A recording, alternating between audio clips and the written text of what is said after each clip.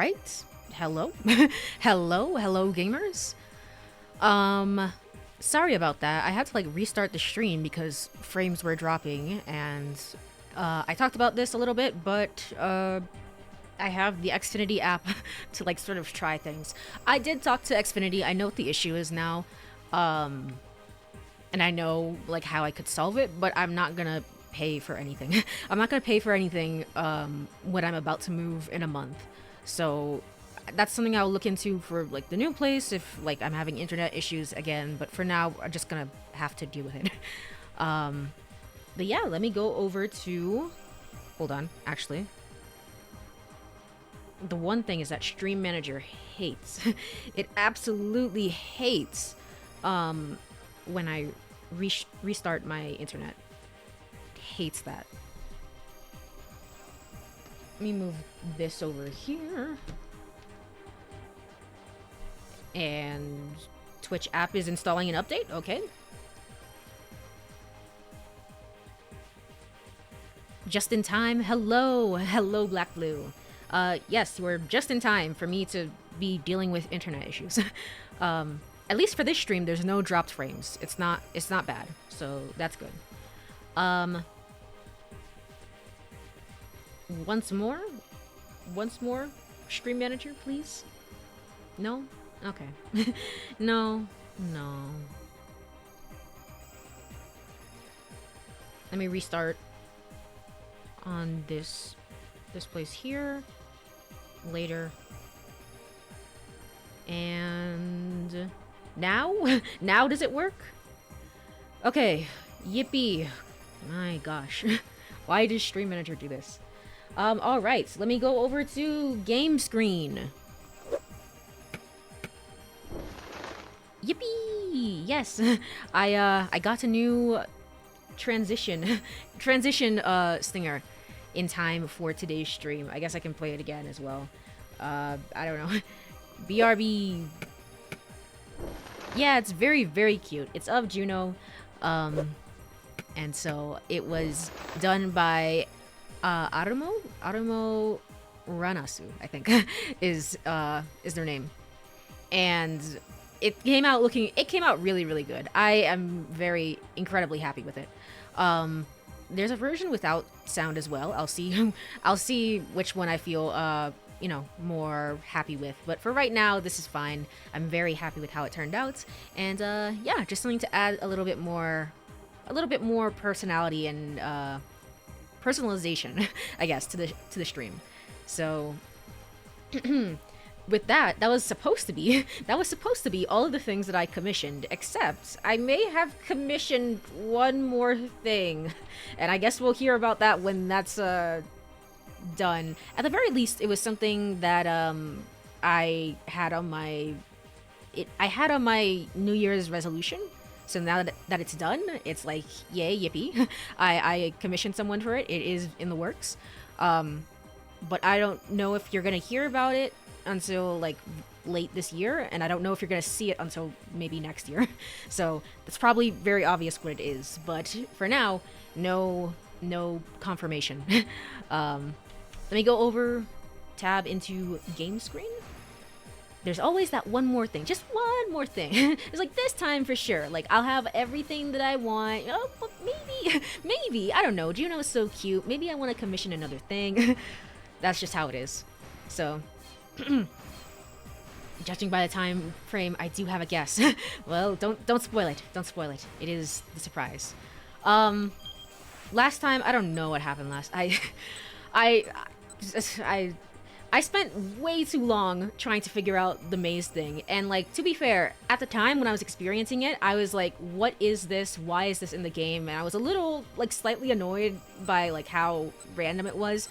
Looking back on it now, it's like such a fun addition to the game that I really enjoy it, but I spent way too long on it.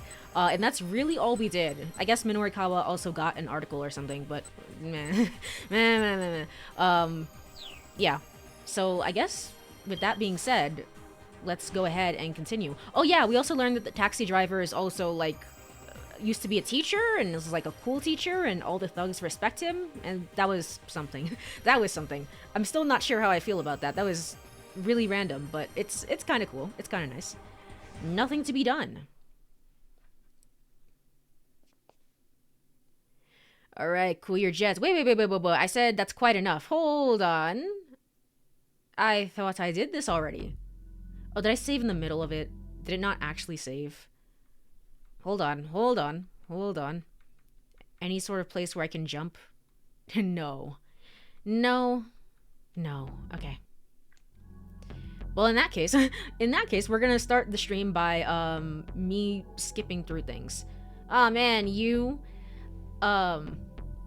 like I said, it's like I'm not sure how I feel about like this sort of convenience where it's like, oh, somebody another character walks in off screen and it's like you're just too cool and you solve everything just because I love that it was established from the very beginning that he's like, this guy can drive you anywhere in whatever time you need to. Like, that's fine. That's whatever.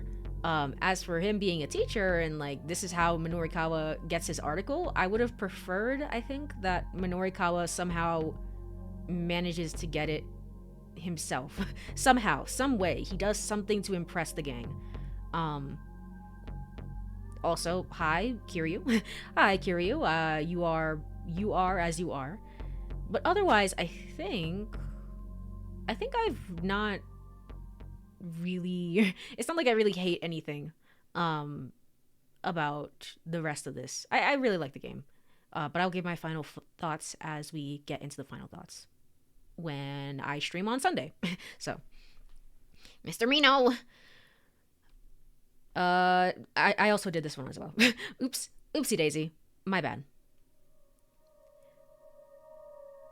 Right. And again, on Sunday, I'll be having the finale stream to Shibuya Scramble, however long that is. However long it is, I don't care if it's 6 hours. It's probably not. I can't imagine, it's being 6 hours. I assume it's like more 3 to 4 hours. But however long it is, we're just going to stream until the game is done. Because I think that will be good for... I think we're in a good spot for a finale stream. And Sunday is a good time for me to just sort of do that. No, I don't think I have. Well, I mean, I want to write socially conscious exposés like you. Right. And we learned you're my hero, Mr. Mino, and Minorikawa had... Yeah, everybody had like their own little character arc, so to speak. So that's good. That's nice. Do you have anything going on Monday morning? No. Hold on. I'm grabbing my schedule right now as we speak. I mean, I go to the gym on Monday mornings, but no. I should be good. So, however long it is, it's fine. All right. I guess I should be off. Kimizuka gave Minorikawa a slight nod. Minorikawa returned the gesture, but more deeply. Really have been a tremendous help today. I'm not sure where I'd even be right now if you hadn't been there for me. Oh, no, not at all. I was just driving a customer around to where he asked me to go. Oh, that's right. I still owe you a fare.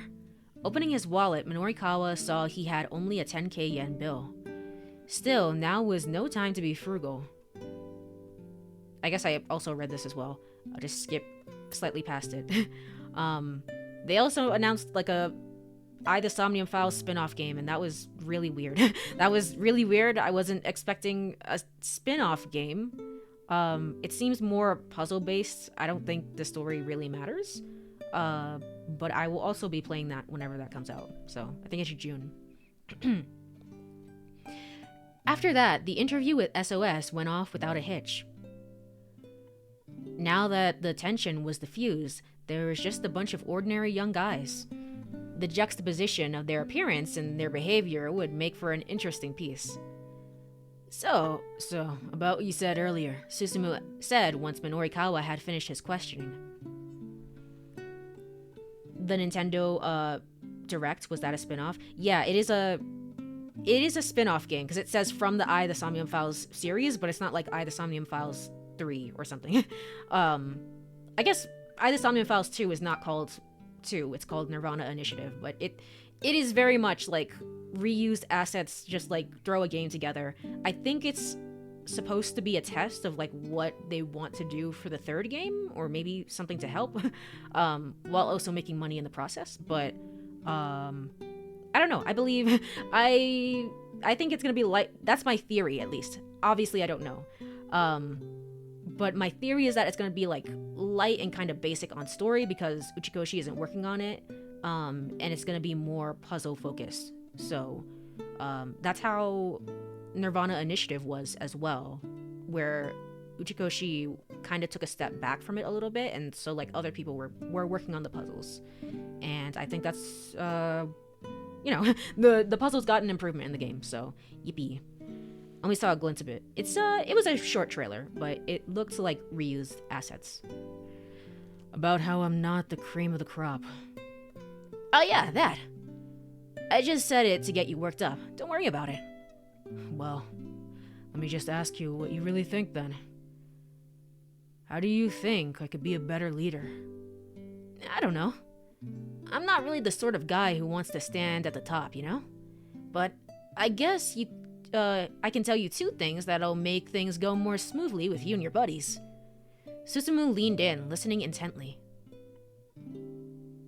Forgiveness, and also trust. Minorikawa chewed over his own words. Minorikawa has been looking like shit for a long time, ever since the explosion. So quite a few time blocks at this point. The events of the day replayed in the back of his mind. He'd forgiven Toyama for his faked suicide. Yeah, that was crazy. And trusted that he'd regained his reporter's edge. He'd forgiven Chiaki for her bludged interviews. Bludgeoned. I think it's bludgeoned. And trusted that she'd grow as a journalist. In the end, that's what it was that had helped him through. Forgiveness followed by trust. Bungles. Oh. Bungles. Bugles. I hate English. I hate this. Susumu grumbled softly. Forgiveness and trust, huh? Doesn't sound so easy. People gravitate towards someone who can handle things when they get tough. With that, Minorikawa got to his feet. Now, we've got all the articles we need covered. All right. Chiaki rushed over to his side. Well, I guess we still need Mr. Toyama's piece. I don't know who's talking right now. I just got off the phone with my office, Katayama said casually. It seems they've already received the data from him. Whoa, what? Guess he really can get the job done when he applies himself. Minorikawa felt an inner surge of pride. Now then, are you really just a guy? Okay, well never mind. I was wrong about Katayama. I'm sorry. I'm sorry, bro. I thought you looked super evil. He indicated Katayama. How much time do we have left? 30 minutes remaining, Katayama replied, eyeing his watch. 30 minutes, huh? Looks like we might make it in after all. Chiaki, laptop. Right. With a beaming grin, Chiaki held out her computer. Minorikawa got ready to start typing. But then a young man barged into the bar. I'm guessing that's Achi? It's Achi Endo! He's come to ask the members of SOS to help with the planned operation down at the Scramble. Really? Oh, okay. That's a bold move. I'm guessing I'm gonna get a keep out sometime soon. The newcomer hurried over to where Susumu was sitting on the floor and promptly prostrated himself on the floor, or maybe we're gonna get a bad end. Whatever this was about, it looked like a big deal. Who was this kid? The gang's feelings looked decidedly mixed. I need people to bring a guy down. I'm here to ask you for your help. I know I have no right to ask you for this, but please, I really need your help. Oh, the cool music. As Minorikawa listened to the young man's conversation with Susumu, he could feel his blood start pumping. It sounded like they were talking about the terrorist plot in which Shibuya had become embroiled. Hey, Chiaki? He said quietly. Did you hear that just now? I did. I'm not sure I followed all of it, but it definitely has the whiff of a major scoop. Minorikawa shot her a daring grin. So what's the play here, Chiaki? We interview him, of course. But we only have 30 minutes left, right? We can always run it next week, right? So we take 10 minutes for our conversation and use the remaining 20 to write up the piece. I'll help you out. You're learning good, kiddo. I'm not following the voices right now, but it's okay. Minorikawa ruffled Chiaki's hair again. They both blushed profusely, gripped by a surge of excitement. Why are you doing this? I can't make any sense of it whatsoever. Katayama stood, peering at them skeptically. If you write up the piece you just did for your interview for, you'll make your deadline. Why go out of your way to trouble yourself further? It's no trouble, Minorikawa said. I'm just doing what a professional does. That's all. Katayama let out a solemn sigh. Good grief. I love the music in a lot of the parts, really, but it's kind of like a crossing of how to say it, like Minorikawa's goofy, high-paced nature with Achi's like coolness, and I really love this track. He looked at his pocket watch again, then snapped it shut. Well, if you aren't concerned about the time, then do as you like, I suppose. I'll admit you've made me quite curious to read this magazine you're putting together. Minorikawa and Chiaki rolled their eyes as they turned away. Already, they were making their way over to Susumu and his gang. Kind of getting Sonic vibes. Sonic vibes from it. Yeah, I can hear that. I can hear that for sure. The interviews aren't over until you have what you need. You refuse to let them be over. You spend every last second you have to do the best job you can. That's what being a professional journalist is all about. Minorikawa cracked his knuckles and stepped between the two young men. Sounds like you've got an interesting story. Mind letting me hear it too? Is this the end? No. No.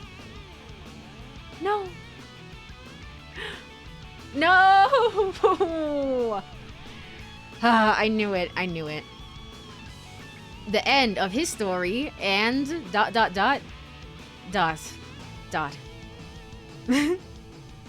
No.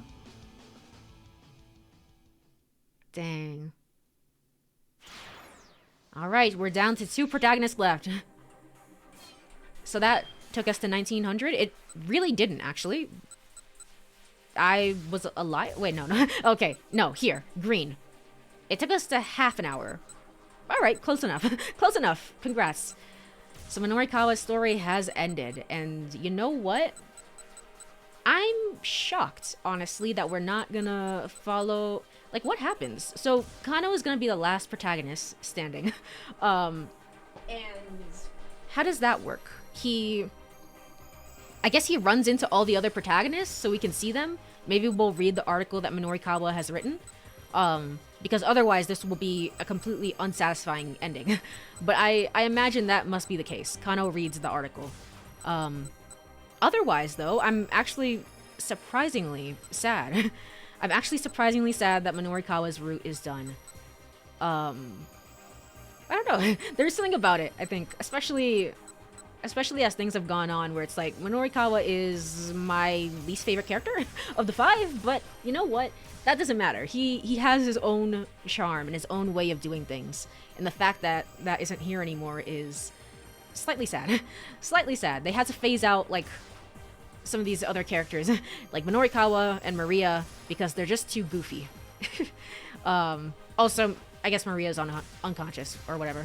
So, but with that said, I guess now's a good time to hop over into Achi's story? Yeah, because we did a jump from here to here. So Achi is the next protagonist up. Tatano appears. Yeah, it's like you never know what you've lost until you actually lose it. Yeah, you know what? It's like, I don't know. He was crazy, but you know what? That's okay. He made the story entertaining in some ways. You, Achi snarled. In the doorway stood the man with the cane. Detective Tatano? Tatano? Who's talking right now? Oh, Kano and Daisuke spoke simultaneously.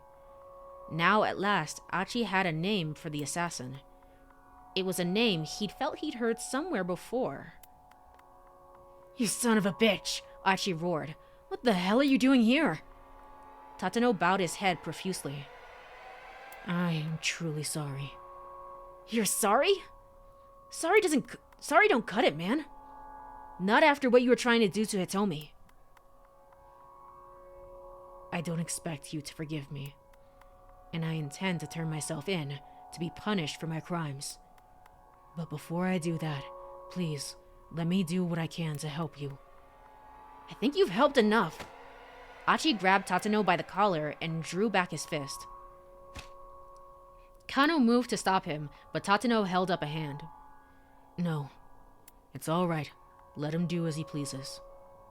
There was no trace of menacing expression the man had worn in their previous encounters.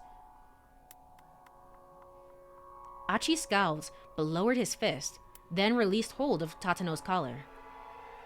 Fine. Hitomi's sister needs help, so we do need a driver right now. Make sure those two get to the lab and back safely. That'll make up for that punch I didn't give you just now. Thank you. I am so sorry. I mean, obviously he's reformed at this point, but also, it would be really funny if he just didn't. He was like, Mwaha! Got him! Got him again! Daisuke stepped forward. No, I'm the one who should be apologizing. I'm the one who got you caught up in this mess. Daisuke, we really didn't grow up to be very good people, did we? No, guess not. The two men stared bleakly at each other, shoulders slumped. In the end, Tatano said, I guess we were just trying to run away from our pain. Yeah, didn't expect my own son to be the one to teach me that. Achi's turned out to be a fine young man. He is Kotane's boy, after all. Guys! Achi stepped into the middle of their solemn heart-to-heart. You can get all sappy all you want later. In jail, in prison. Dad, once this is all over, we're going to see Suzune, okay? Sure. Daisuke nodded heartily. Hold on. Kano spoke up, turning to Stanley. If these two take Maria to the lab, that just leaves the two of us to apprehend Alphard down at the Scramble. Is that going to be enough? I mean, Alphard's not going to show up without a plan. The more people we have on our side, the better. And I doubt we'll be able to get any help from the police. Good point. Stanley agreed. Hey, Achi said. I'm here too. And I'm going with you. I'll keep Hitomi safe. Ah, look, good news, Kano. Now we have 3 people. Stanley let out a sardonic laugh. Kano frowned. Achi, I appreciate the offer, but having 3 people instead of 2 won't make much of a difference. When you're not sure of the enemy's exact plan, you really need strength in numbers.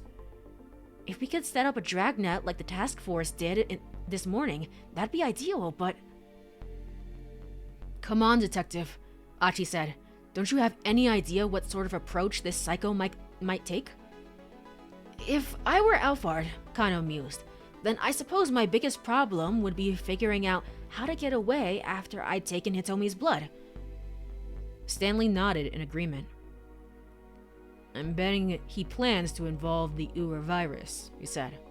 If, for instance, he tells us he's set up a device somewhere to spread the virus throughout Shibuya that prevents us from taking action against him. Achi swallowed hard. This guy wanted to unleash a killer virus in Shibuya. If he succeeded, then the town Achi had known and loved all his life would become a graveyard. That's true. That's true, and that is a good callback to the fact that he loves this town and like so much. Yeah, that's a pretty nice like callback to his character. Of course, that's mere conjecture, Stanley murmured. That's the wrong voice. Of course, that's mere conjecture, Stanley murmured. And to be fair, it's not a callback per se. He would do this regardless because of other pieces of his character, but Something about the very beginning and like seeing him pick up trash is like bringing that back to me. It's like, oh yeah, that was Achi in the beginning. Quite frankly, even I can only guess what he's going to do. His expression was grim. Strength in numbers, huh? Achi said. So you're saying we absolutely need more people, is that it? Essentially, yes, Stanley replied. But not just anyone, mind. If it's not a group that meshes well, it'll hinder more than help. Dang. I see. It would have been cool if like all five had come together to help. But I mean, again, Maria is unconscious. She's literally unconscious. And also like 5 people is not going to help that much. In like apprehending the criminal. So they're all helping in their own different ways. Kano folded his arms across his chest. He looked perplexed. People who mesh well together, huh? Achi had an idea. They could use the police for backup. Absolutely not. He could ask SOS. If there was anything he could do, it was that. He could ask SOS. There we go. That's the Achi theme. If there was anything he could do, it was that. It was a selfish request. He knew that. Susumu would probably be frivolous with him, but Achi would just have to deal with that. Even if his old pals wouldn't forgive him, if they understood that they'd be helping protect Shibuya, he was sure they'd step up and take action. After all, the whole point of the gang was that it was made up of people who loved their town. Can you give me half an hour? I'm gonna try and see if I can rustle up some people. Kano straightened himself up. You think you can do it? Achi nodded assertively. Just wait here for me, okay? He said to Itomi. She gave him a worried smile. All right, I'll be waiting. It'll be okay. Achi did his best to sound reassuring. I promise, I'll bring everyone back some help. Aw. Aw. Yeah, this is where we ended off. Because I remember your joke last time, Chu, about Royal Elastic's sponsorship. I wish. He knew where he needed to go. The pool hall in Udaharajuku was his old gang's main hangout. Running at top speed, he could probably make it in about 10 minutes. There he goes. All right. Rushing out of the door with a battle cry loud enough for Kano and the others to hear, from back inside the shop, Achi sped on his way. I don't have a keep out right now, so you know what? We're just gonna skip over that. Sponsorship bookmark. I know. Traffic on Dogenzaka was at a near standstill. Had there been some sort of major accident? As Achi ran along the roadside, he heard a middle-aged man screaming angrily. Oh look, it's Kano's father-in-law and his girlfriend. Look at that. Wow, amazing. Are we ever gonna see her face? Why is she Alphard? I don't know. Until further notice, she is Alphard. She's the main villain of the game. I don't know. I don't know why we never get to see her. You've gotta be kidding me. What do you mean no trains are stopping at Shibuya? The guy was red in the face. What the heck was going on? Nah. Calm down, old man. Achi ignored him and kept on running. Oh, we kind of see her slightly a little bit here. Wow, we've never done that before. Calm down, old man. Achi ignored him and kept on running.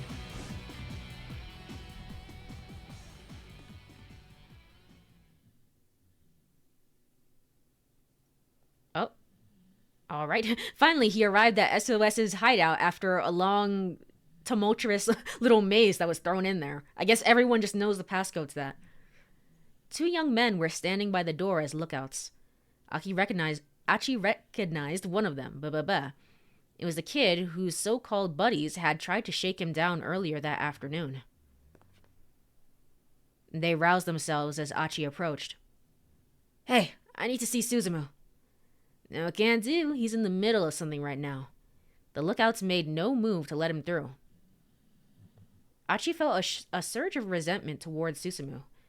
If he'd still been with SOS, he'd never try to post members on guard duty like they were low-ranking Yakuza thugs. Please, I need to see him. It's important. Fine. Guess I'll have to do this the hard way. What ended up happening the last time? In his route, it seemingly all worked out. As in Minorikawa. In his route, it all worked out. We just had to wait for taxi driver guy to show up. So Achi pressed again. Please, I need to see him. It's important. Just tell him Achi's here. He'll make an exception. At the mention of his name, the two lookouts exchanged glances. All right, I'll go ask him. One of the lookouts headed inside, leaving Achi alone with the kid he'd helped out earlier. Do they always stick you on guard duty? It was like, so, nice weather we're having, huh? The boy didn't reply. Back when I ran SOS, we never needed anybody on lookout.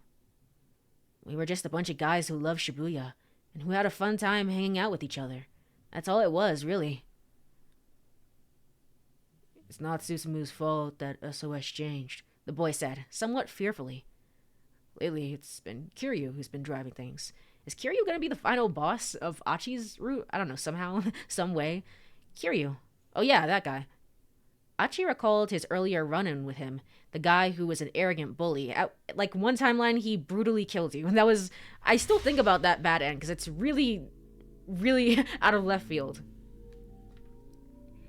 Kiryu's planned to steal Susumu's throne. What for? The boy took a nervous look at the door before hurriedly continuing. That was brutal. It really was. It was like the worst bad end of the game, I feel like. He's trying to expand SOS's influence, and he's got a lot of people on his side. Right now, the gang's kinda split into two factions, Susumu's guys and Kiryu's guys. Finally, Achi understood what was going on. The gang members had all been acting so weird because they were caught up in some kind of internal struggle. Kiryu goes around recruiting new followers by force, and if he doesn't like you, he dishes out punishment. This month alone, he sent 8 people to the hospital. SOS is a total mess, man. This plan of mine might not work after all. Achi felt a sinking sense of despair.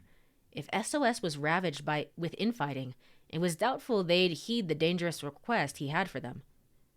Unless a taxi driver showed up. But even still, I want to be a part of this gang, the boy muttered. Achi peered at him in surprise. Why? They shake you down for dues, stick you on guard duty? That's not a decent way to treat someone. I look up to Susumu. He treats me like he would anyone else, even though I'm way down at the bottom. And it's not just me. Susumu always puts the members of the gang before himself. That's why I want to stick with SOS. Aha. So that's it, huh? Susumu really had been trying his best, and the members of SOS, some of them at least, admired him for it and stuck by him. Thanks, Achi said. The kid gave him a dubious look. Achi didn't know if Susumu would help him out or not, but he knew it was still worth putting their disagreements aside in order to ask. 1 second. Okay, we still have the end here, which means we're on a good track. The door opened and the other lookout returned. Susumu says to come on in. Achi nodded and strode inside. And then I gotta keep out. Shit. Oh, I think there's one in Minorikawa's route. I think there is. Yeah? Yeah, there is. There's one here. Okay, cool. Cool. I was about to be very, very confused. Like, what the hell? Where? Why? How? Minorikawa got ready to start typing, but then a young man barged into the bar. It's Achi Endo. No, that's not what I meant to do. It's Achi Endo. There we go. This button. Yay. Right at the end. Right at the end. Truly. The door opened and the other lookout returned. Susumu says to come on in, I said again. Achi nodded and strode inside. The scent of alcohol and cigarettes washed over him. Susumu sat on the sofa at the far end of the bar. It was where Achi used to sit, back in the day. "What do you want?" Susumu asked immediately. Achi walked up to him and got down on his hands and knees. What are you doing down there? The hell is all this about?" "I need people to bring a guy down. I'm here to ask for your help." The crowd around him flew into an uproar. Peals of mocking laughter rang in Achi's ears. "I know I have no right to ask you this, but please, I really need your help." "Just some guy, huh? Who?" "He's an international terrorist trying to get his hands on some wonder drug for a killer virus. If we don't catch him, somebody I know is going to die. And that's not all. He might be trying to unleash the killer virus here in the city." Susumu burst out laughing. "This is some kind of joke?" "True, this is more unbelievable than whatever is going on in Never 7.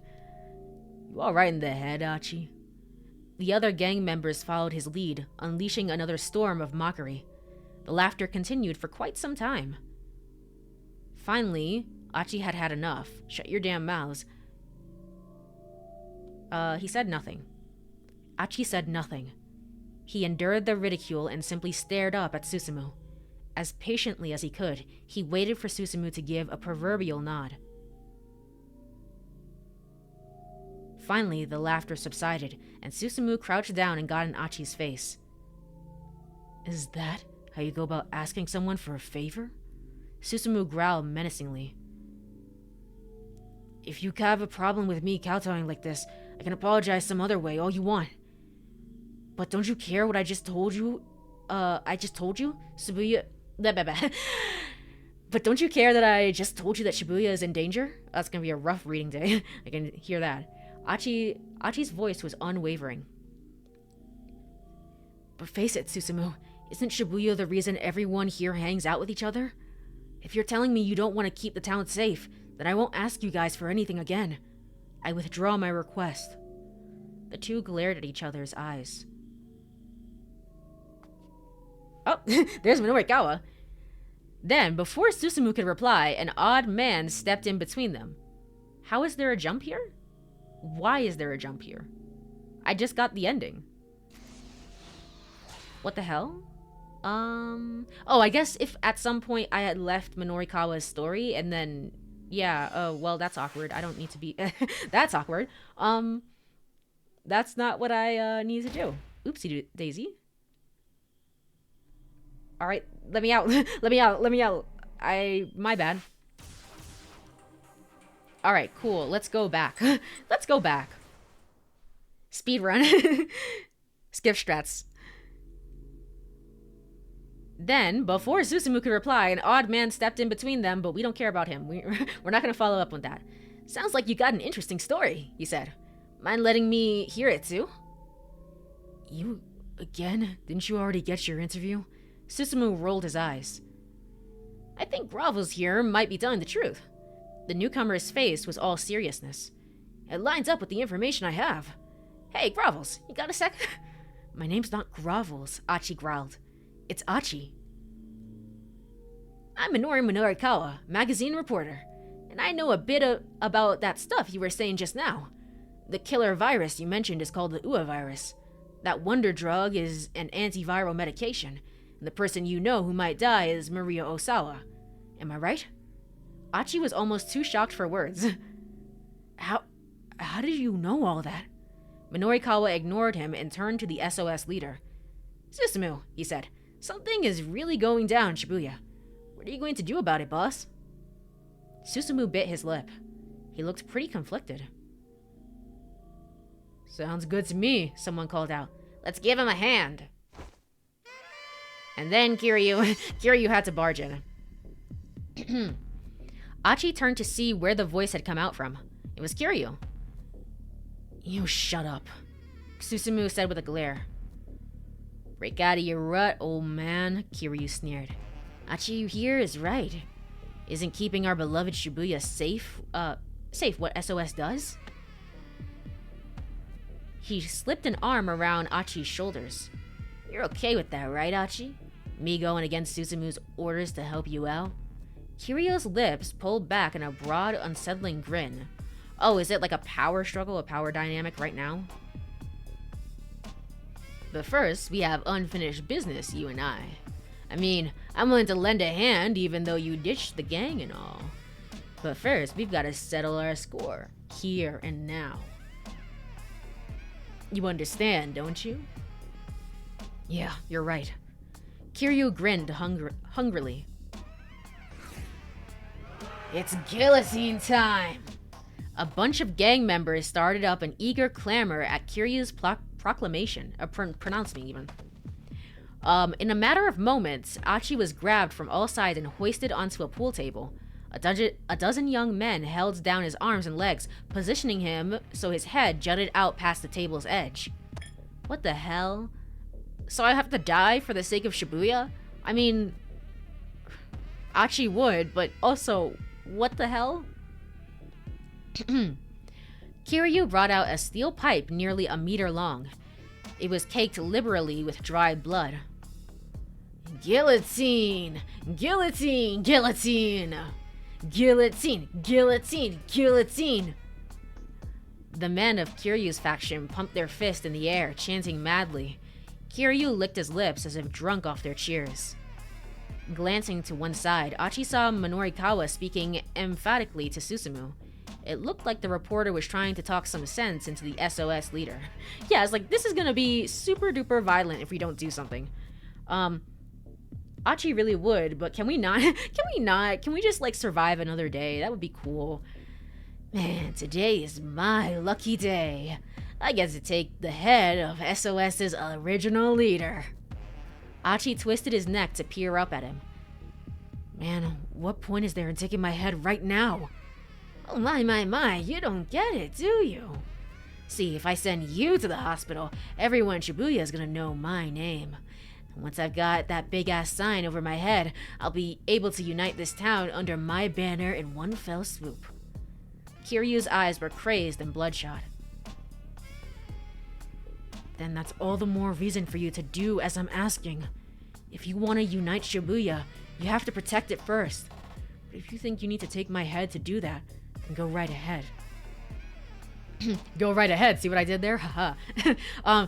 Even if these guys were all like Kiryu, if this many of them actually showed up at the scramble, they'd be able to do far more than Achi could hope to by himself. The ultimate goal was to capture ALPHARD. Achi didn't care how they made that happen. He was just sorry he wouldn't get to see it through, to protect Hitomi to the very end. Interesting. A person I care about is going to die. It was actually, yeah, I didn't really pick up on that. Minorikawa said Maria's name. It was like, well, yeah, I guess tangentially, it's like, yeah, I kind of care about her. Okay then, Kiryu brayed. The gloves are coming off. Go ahead, do it. Balked at the last second. No, wait, hold on. Surely nothing good can come of accepting this. Achi balked at the last second. No, wait, hold on. But it was too late. Uh-oh. Uh-oh. Kiryu raised the steel pipe high above his head. Then, before he brought it down, he flicked the tip of his tongue from his mouth like a snake. You dumbass, as if I'd ever help out a bitch like you. It was no use. He'd never be able to dodge in time. Achi's limbs were pinned down with too much force for him to have any hope of avoiding what was to come. But then... Ah! Susumu! Yay! But the steel pipe never struck home. Just when it was about to smash into Achi's head, Susumu grabbed hold of it. The hell you doing? Enough of this. Oh, the hell are you doing? Enough of this crap, Kiryu. Susumu yanked the pipe from Kiryu's grasp and tossed it onto the floor. Kiryu stood frozen in surprise, a vein pulsed angrily in his forehead. You guys too, Susumu added, glaring at the others. Let him go. The toughs holding Achi down cautiously took their hands away. Kiryu let out a red-faced cry of rage. But we got unfinished business. Ignoring him, Susumu helped Achi slide off the table.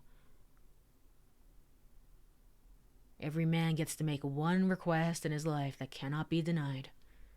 Do you remember saying that? The words stirred up some bitter memories within Achi. Oh, I see. Yeah. Damn. Damn, that's crazy. Yeah. Yeah, I remember. But you didn't grant me my request. No, I guess not. That's why I'm going to heed yours. No questions asked. Susumu held out his right hand. Susumu, you are? That'll make me the better man, finally. Achi reached out and clasped Susumu's hand in his. Yeah, Achi said, letting his relief show in his face. You're quite the guy. Susumu cracked a tiny grin. It was the sort of smile Achi had seen all the time back when he'd run with SOS. Ow. Ow. And then suddenly Susumu died. Come on, man. Why? Suddenly, Susumu staggered and dropped to the floor, falling too fast even to cry out.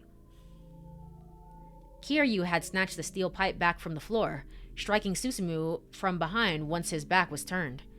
To hell with this, he howled like a madman. SOS doesn't belong to you guys, not anymore.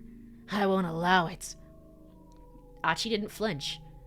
SOS doesn't belong to anyone, he said. It's not mine, it's not Susumu's, and it isn't yours.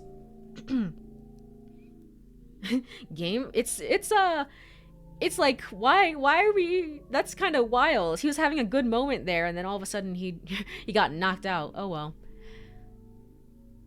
It's not mine, it's not mine, it's not Susumu's, and it isn't yours. We're just a bunch of friends hanging out and having a good time. That's the only reason we get together. Nothing more, nothing less. He turned and looked slowly around the room. Hey, you guys. Do you all get together because someone told you to assemble? Do you guys get together to follow someone's orders? This is Achi speaking. Oops. Oopsie daisy. No, you don't. Of course you don't. The bar fell silent. Achi could see the young men who'd surround him exchanging glances. They could tell his words rang true. Kiryu saw it too, and it only made him more and more agitated. Shut up! Enough with the warm fuzzies! Abruptly, he charged forward, giving the steel pipe a mighty swing. Achi managed to dodge the attack by a mere hair. If it had connected, the blow might well have knocked his head off clean. He quickly backed away. What's the matter? These are just like insane faces coming from the actor here. What's the matter? Kiryu taunted. How come all you do is run? The pipe crashed down onto the bar top. Bottles of beer and liquor smashed and scattered. Come on, what's the matter, Achi? Kiryu slammed his weapon into the pool table, sending balls scattering across the floor. Some of them collided with Susumu. Susumu let out a faint groan. I'm still alive down here. Ah, shit. Smirking at the sound, Kiryu stalked toward him. You're really gonna hit a guy when he's down?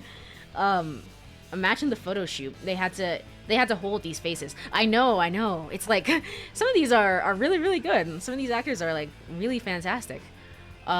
Speaking of unfinished business.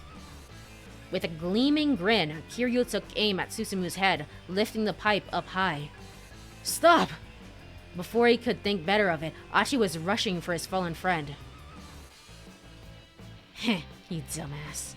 Without missing a beat, Kiryu shifted his weight and swung the steel pipe at Achi's temple. Okay, yay! Yachi responded with a fast high kick with his right leg. The steel pipe connected hard with his shin, but it was Kiryu who was reeling off balance. Yeah! Nice. Nice, you did it! You finally became strong. Achi pivoted and put all his might into a straight right to Kiryu's jaw. The blow struck home. Kiryu's head snapped back and he crumpled to the floor. There was a momentary hush of indrawn breath. Then the bar erupted in a wild clamor that practically shook the whole building. All eyes were fixed on Achi, marveling at what they had just seen go down. I know. It's like all of it comes back to his training that his father put him through. Sounds like folks were hoping for a little more of a fight. Susumu got to his feet, his left hand clutching his right shoulder. It's so anime. It is. It is really anime. You alright? Achi asked. Mostly. Guess my shoulder took the brunt of the blow.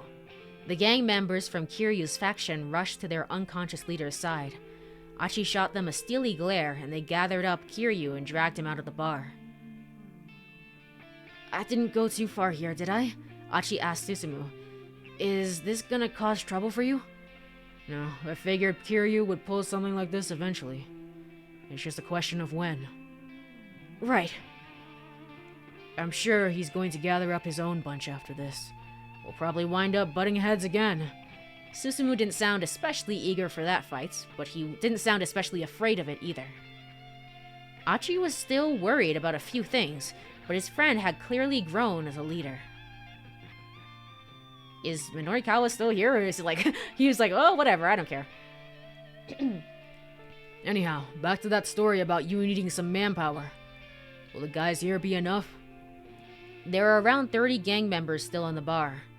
Achi looked at each one of them in the eye in turn. Some of them he knew from back in the day, while others were fresh faces. I was born and raised in this town. I'm fond of the friends I've met here, and this has always been a great place to have a good time. And today, right here in this town, I met someone who's very special to me. And I know this doesn't involve the rest of you, but I'm willing to protect her.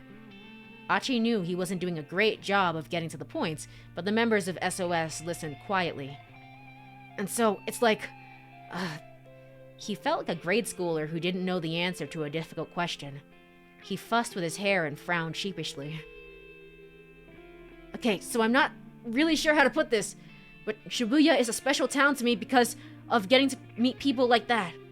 And maybe... No, I mean, it's like that for you guys too. Don't you love Shibuya?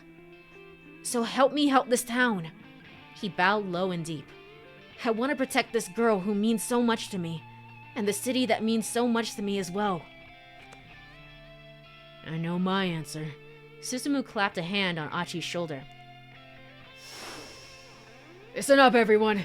SOS's original founder is back in action. He needs our help, and I, for one, am ready to follow him into battle. What do you say? Yay! Friendship! Susumu's people let out a hearty cheer. This really does feel like the end of Achi's route, but that can't be. That can't be. That can't be. That, you know, we still have stuff to do. Oh, we're back with the gang. We're back with the crew. Okay. I want to protect this girl, and also Shibuya too. Also Shibuya too. Wait, he didn't have to bring up Hitomi, but he did. Kano has another jump here, but we don't need to follow that. When Achi marched back to his home, followed by 30 members of his old gang, Hitomi and Kano were obviously overjoyed to see him. Their happiness raised his own spirits unexpectedly high. He felt a palpable sense of accomplishment. All right, detective, Achi shouted. Let's do this. His resounding cry echoed throughout the workroom, and the gang set out for the scramble. What's the matter? Hitomi asked Achi as they made their way through the busy streets. As they made their way through the busy streets, we still seem to be inside. That's interesting. They didn't switch scenes for this. They were like, yeah, whatever. What's the matter with what? You look pretty pale. She peered good and hard into his face. Do I now? Are you tired or something? I mean, you've been going all out all day long, after all. Nah, it's nothing. Achi kept his voice nice and bright. I'm just a little hungry is all. So don't worry about me, or Alphard either, okay? I swear I'll keep you safe, Hitomi. Alright. Hitomi gave a tiny nod. Just leave it to me. Alphard's got nothing on this guy. He thumped his chest in a display of bravado, but he could feel the sweat beading on his brow.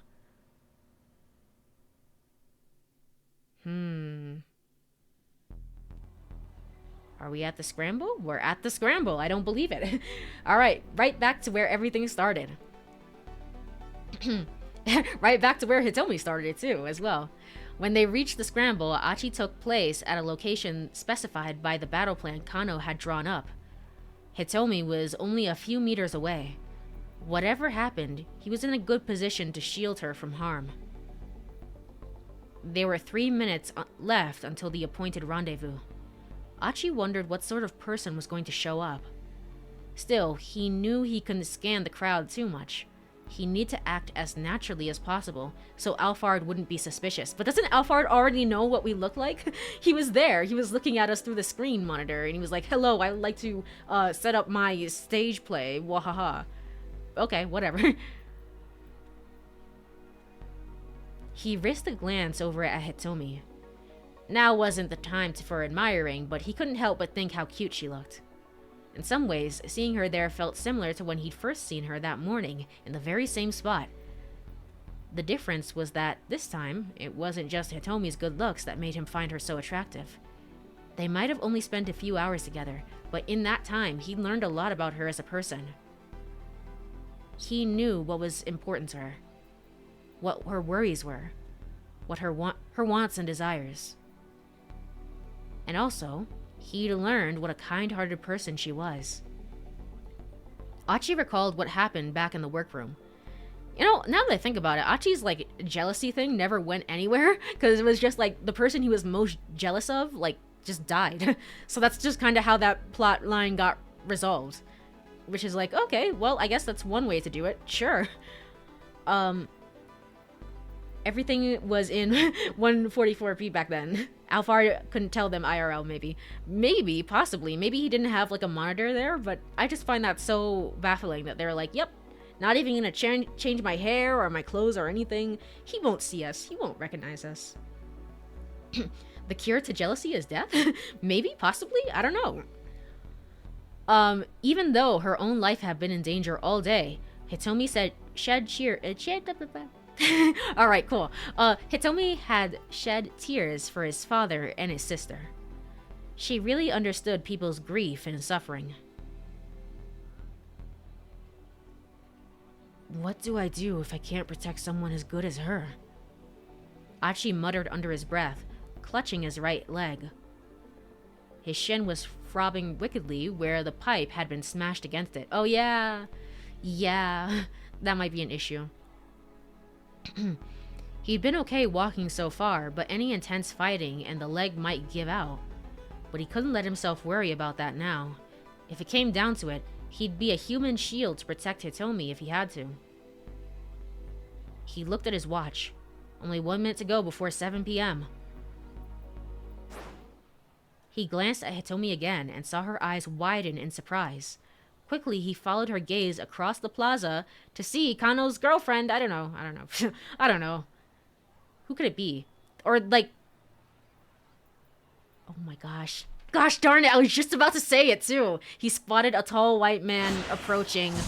It's gonna be the teacher. Oh, I forgot about that. It's like, since the very beginning, I've been very suspicious of the teacher. Gosh darn it, I forgot about that. Because we haven't seen him in so long, but yeah, okay, cool. Okay, so we gotta keep out. We only have Kano to go to, so... But it's gonna be the teacher for sure. Gosh darn it, I should have stuck with my original theory. I don't know, I was, like, suspecting everyone of being Alphard. You're Alphard, and you're Alphard, and you're Alphard! Hi, Tatano. Hello. Tatano was standing in the doorway.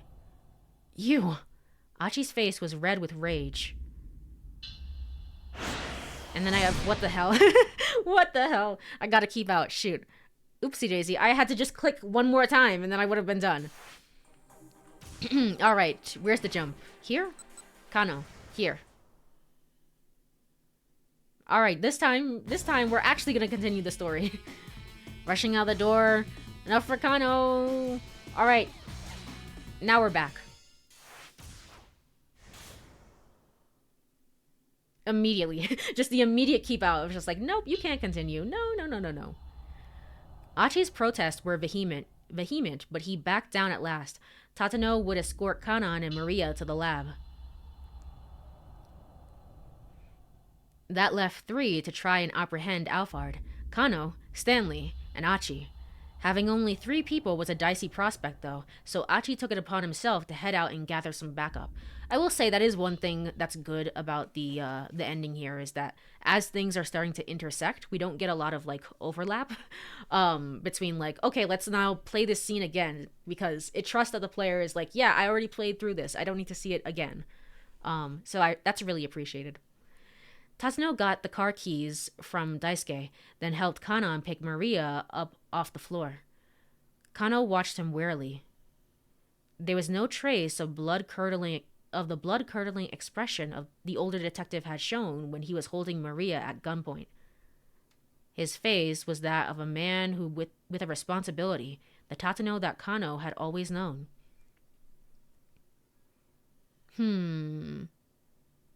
You know, now looking at the way that these shots are framed, I almost wonder, maybe Maria and Hitomi are played by the same person. Are you sure you're okay with doing this? Hitomi asked Tatano. You might get infected. That doesn't matter. Don't worry about me. All I care about now is helping you two if I can. He hesitated, glancing down at the unconscious girl he held. By the way, have Maria's memories come back? Hitomi tilted her head. Her memories? I suspect she took a blow to the head when she was abducted.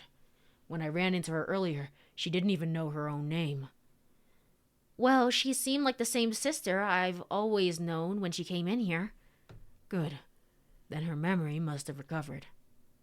Kano was shocked to hear that Maria had suffered amnesia, but it had explained why she hadn't contacted anyone after she'd been set free.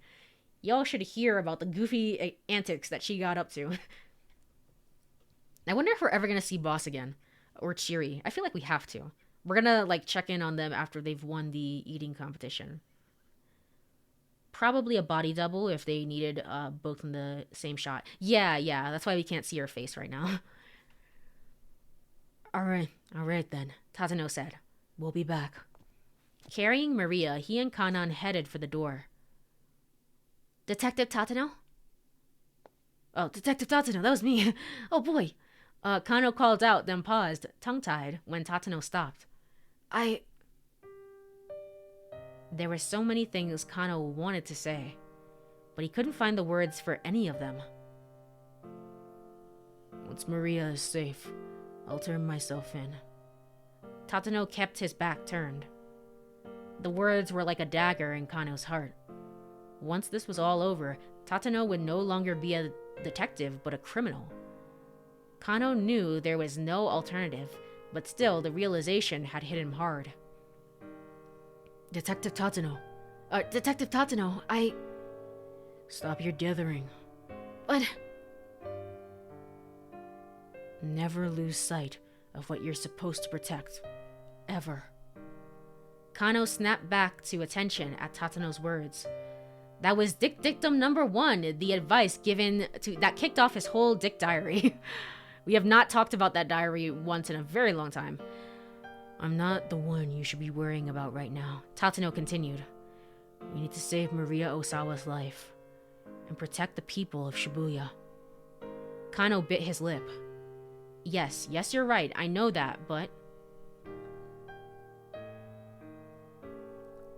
I don't know if this is something that's gonna be important. Yes, you're right. Kano did his best to squash his emotions. And we're good. Tatano gave a slight nod, then headed out of the door. Detective Tatano! Just before the older man disappeared, gave him a silent salute. Be careful out there. I think this is nice. Kano gave him a silent salute. It was a breach of protocol to salute while in plain clothes and without his cap. Still, it was the best way he had to let Tatano know how he felt. I'll leave the rest to you. Tatano? Why is there a jump to Tatano? What the hell? What are you talking? What? What? What? Huh? What? What? I'm sorry? Tatano is a protagonist? What? Kills? I'm baffled. What's happening right now? Kyozo Tatano gingerly flexed his right elbow. What is this pose? What's going on? It was still a little sore, but it shouldn't interfere with his ability to thrive. Does it hurt? The girl called Kanan, asked the girl called Kanan. Blah, blah, blah. I'm so baffled by this. What's happening right now? Is this real? This is real. Tatano is just a protagonist. He's just a guy.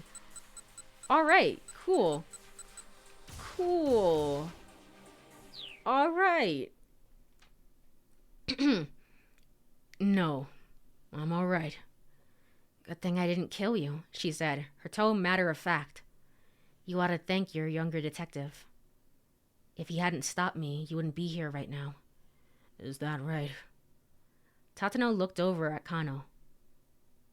He was talking to Achi and the others about something. The last time Tatano had seen Achi had been back in Kotone's wake. Back at Kotone's wake, even. He felt a strong surge of emotions, seeing how the boy had grown into a fine young man. Are you sure you don't mind driving? Kanan's voice snapped Tatano back into the moment. Yes, it won't be a problem. Back when she attacked him from the on that rooftop, she moved too quickly for him to even get a glimpse of her face. Now that he was able to get a good look at her, he was shocked by how young she looked. And yet there was a cool gleam in her eyes, a glitter of awareness with no trace of emotion behind it whatsoever. In his long career as a detective, Tatano had seen eyes like that before.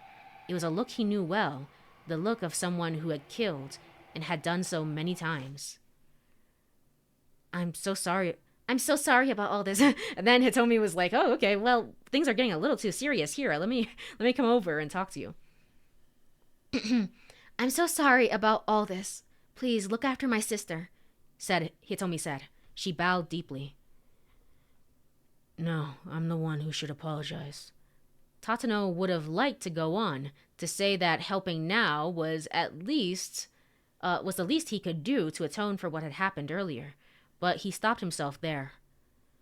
Nothing he could say to Hitomi Osawa could possibly earn her forgiveness. Silently, Tatano lowered his head. His subsequent actions would have to make up for his crimes. He had to hope that this was possible. Kanan, you look after my sister too. Hitomi bowed once more. You two know each other? Tatano looked at the two girls in surprise. Kanan is my sister's friend, Hitomi said. I just met her for the first time today.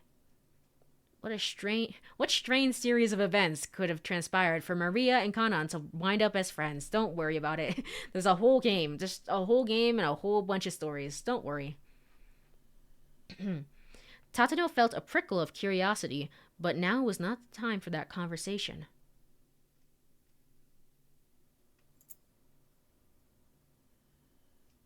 Daisuke reappeared. He had gone to fetch his car keys. You know where it sparked, yeah? He asked. Same as back in the day? That's right. Over where we hung out with Kotone back in grade school. All at once, Tatano was hit with a surge of childhood memories.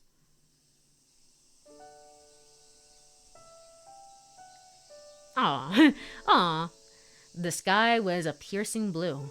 The droning of cicadas echoed in his ears. A refreshing breeze brought intermittent respite from the heat. During summer vacation, they spent their days here, in the parking lot behind Daisuke's house. As Tatano and Daisuke played near the stairs at the side of the lot, the blazing sun beating down on them, Kotane would always come along with some iced barley tea for them. The two boys would race to see who could drink theirs up the fastest. The cold and fragrant tea flowed down their welcoming throats. Most of the time, it was Tatano who would finish first. Daisuke often wound up choking and spitting his out. Kotane would flash him a motherly and sympathetic smile. Then Daisuke would grin back at her sheepishly and fuss with his hair. That had all been nearly 40 years ago, but Tatano could envision their smiles as vividly now as ever. They were his only fond memories of his childhood. Aww. Tatano took the keys from Daisuke, clutching them firmly in his fist. "All right," he said. "We'll be back." He lifted up Maria and, with Kanan supporting her on the other side, began to head for the door. Then Kano called out to him. "Detective Tatano, There was a look of sadness on the younger man's face. "Don't let yourself become a detective like me." Tatano had the words right on the tip of his tongue, but he swallowed them back down. It suddenly seemed petty to trivialize the aspirations Kano had held for so long. "Once Maria is safe, I'll turn myself in." After he made sure that Maria had got to the laboratory, he would cease to be a criminal and instead he would cease to be a detective. I'm sorry, whoopsie daisy. Instead, simply become a criminal. In Japan, a charge of plotting to commit a crime of murder carries a prison term with labor of not more than 2 years.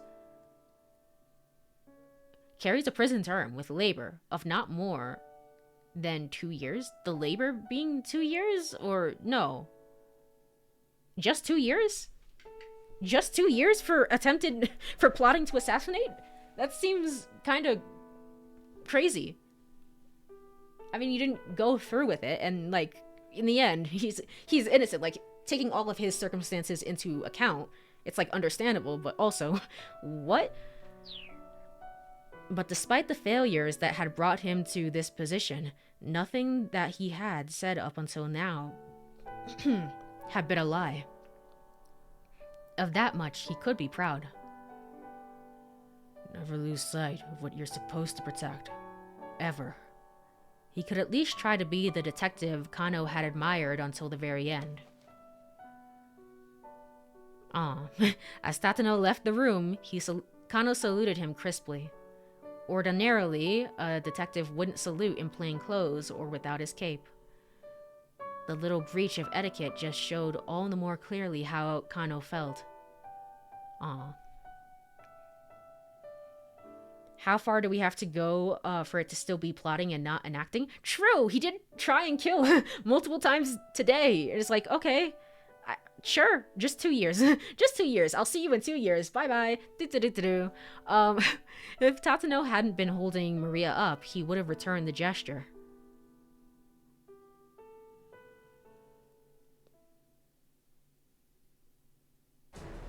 Oh my gosh. Okay, what the hell? This is so crazy to me, because it's like, how is this a real thing? How do I go back to the thing? Previous chapter, choose chapter, select chapter. What are you talking about? Oh, this one. Previous chapter? Oh, okay, that one. I was kind of looking for, how do I go back to the title screen? Maybe title screen? That's not what I was that's not what I wanted per se, but that'll work. I think we just saved, so it's fine. I want to see him in the Kuze in the way. Kuze. I want to see him in the title screen if he's here. He is here. I don't believe it. What the hell? That's crazy. He's there. All right, let's just continue on. And he shoots the gun when you go into his story. That's cool. That's neat. Leaving Endo Electronics, Tatano and Kanan carried Maria up the hectic Dogenzaka. The parking lot was less than a minute away by foot. Before long, however, they found their way blocked by a veritable wall of people. Oh, Kuze. Hi, Kuze. Oh, boy. I can't believe this joke character who I gave, like, this ridiculous voice to ended up being so unbelievably important. I guess I should have figured. Oh, well. It was a riot squad with Kuze at the head. A police squad that carries out security and control activities in order to maintain and restore public order in the event of an emergency. The Tokyo Metropolitan Police Department has 9 riot police units, along with a support vehicle unit, for a total of 10 such squads. These also comprise teams that carry out certain specific functions, such as the Explosive Ordnance Division and the Chemical Defense Unit. Director Kuze? Oh, God.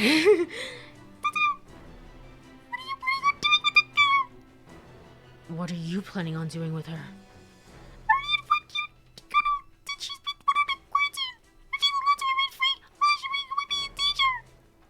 Kanan took a step forward. She's about to try and defeat a whole army of people.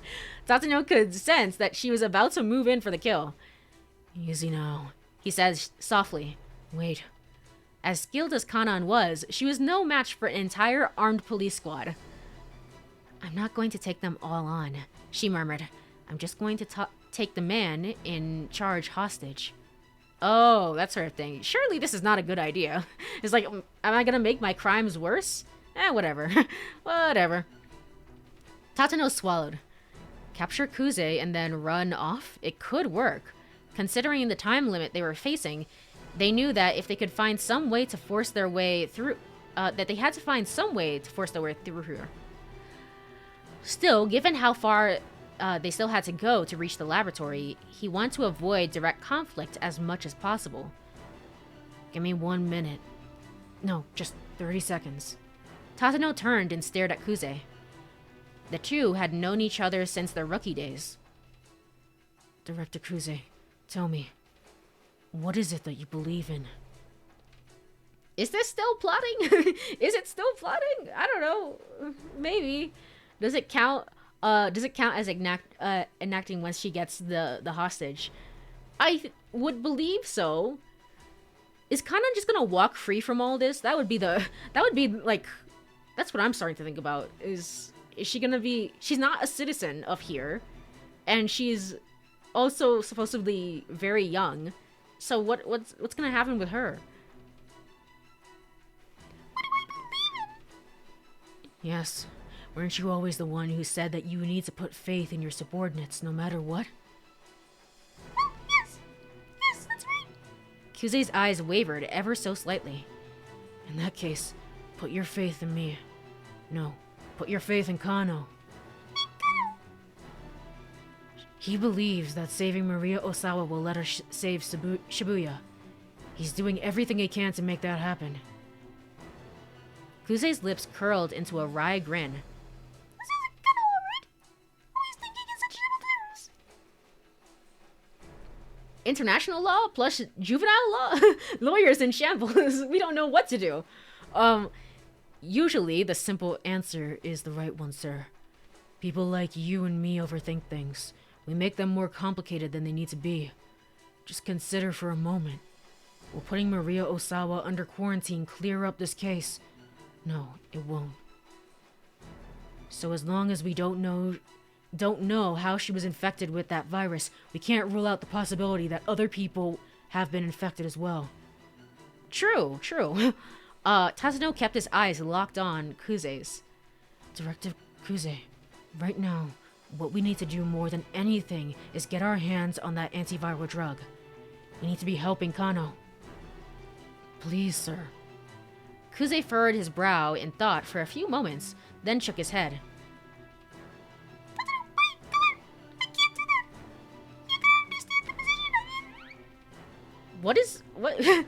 Oh, the director's voice squeaked in his childish register. Kanan narrowed her eyes. What's this guy's deal? I've always been speaking like this. Shut up, okay? My voice always sounds like this. What's this guy's deal? She whispered. Well, it's hard to explain. But When his voice gets like that, it means he was being completely... What does it mean? He was being completely serious. It means that he's excited, right? So I assume that also means that he's confused. Now is their time to run. He was confused. Now was their chance to make a run for it. Tatano signaled with his eyes to Kanan, then got ready to sprint past Kuze and his team. He didn't get the chance to, though. Uh-oh. Suddenly, Kuze let out a pained yelp. What the hell? Then, as Tatano watched in surprise, he proceeded to collapse on the pavement.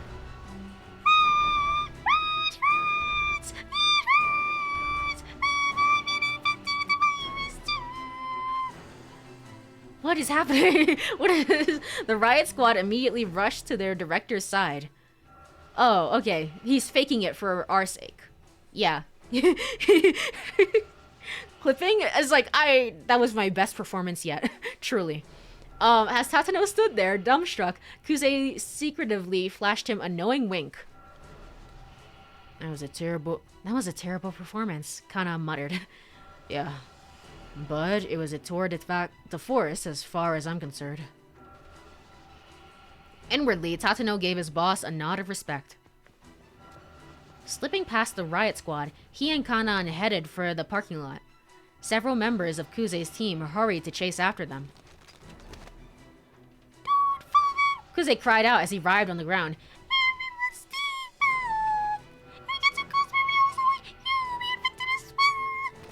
The riot squad stopped in their tracks. Tatano and Kanan took the opportunity to hurry out of sight.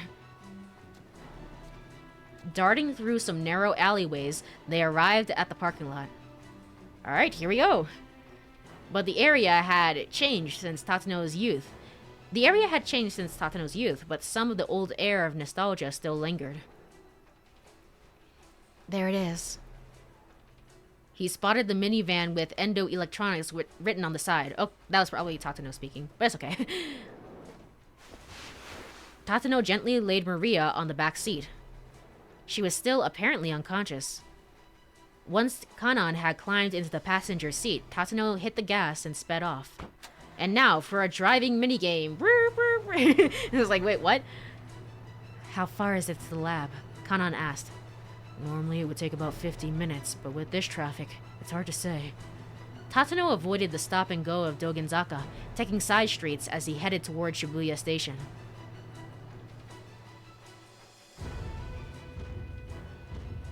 Uh-oh. As they had re-emerged on main thoroughfare, however, he spotted a checkpoint set up ahead. Barricades and armored vehicles were blocking the road. The scale of the security effort showed how grave the situation truly was. I feel like I'm playing I, the Somniophiles right now, for some reason. Tatano hit the brakes. What do we do? Okay, now, Kanan, you need to get a metal pipe, and, I don't know, you're secretly a superhuman, and it'll all be fine. Don't worry. Kanan... Oh, what do we do? Kanan spoke without taking her eyes off the barricade ahead. Tatano thought for a few seconds before arriving at an answer. They'd talk their way through this. They just have to plow on through. They'd have to find another way around.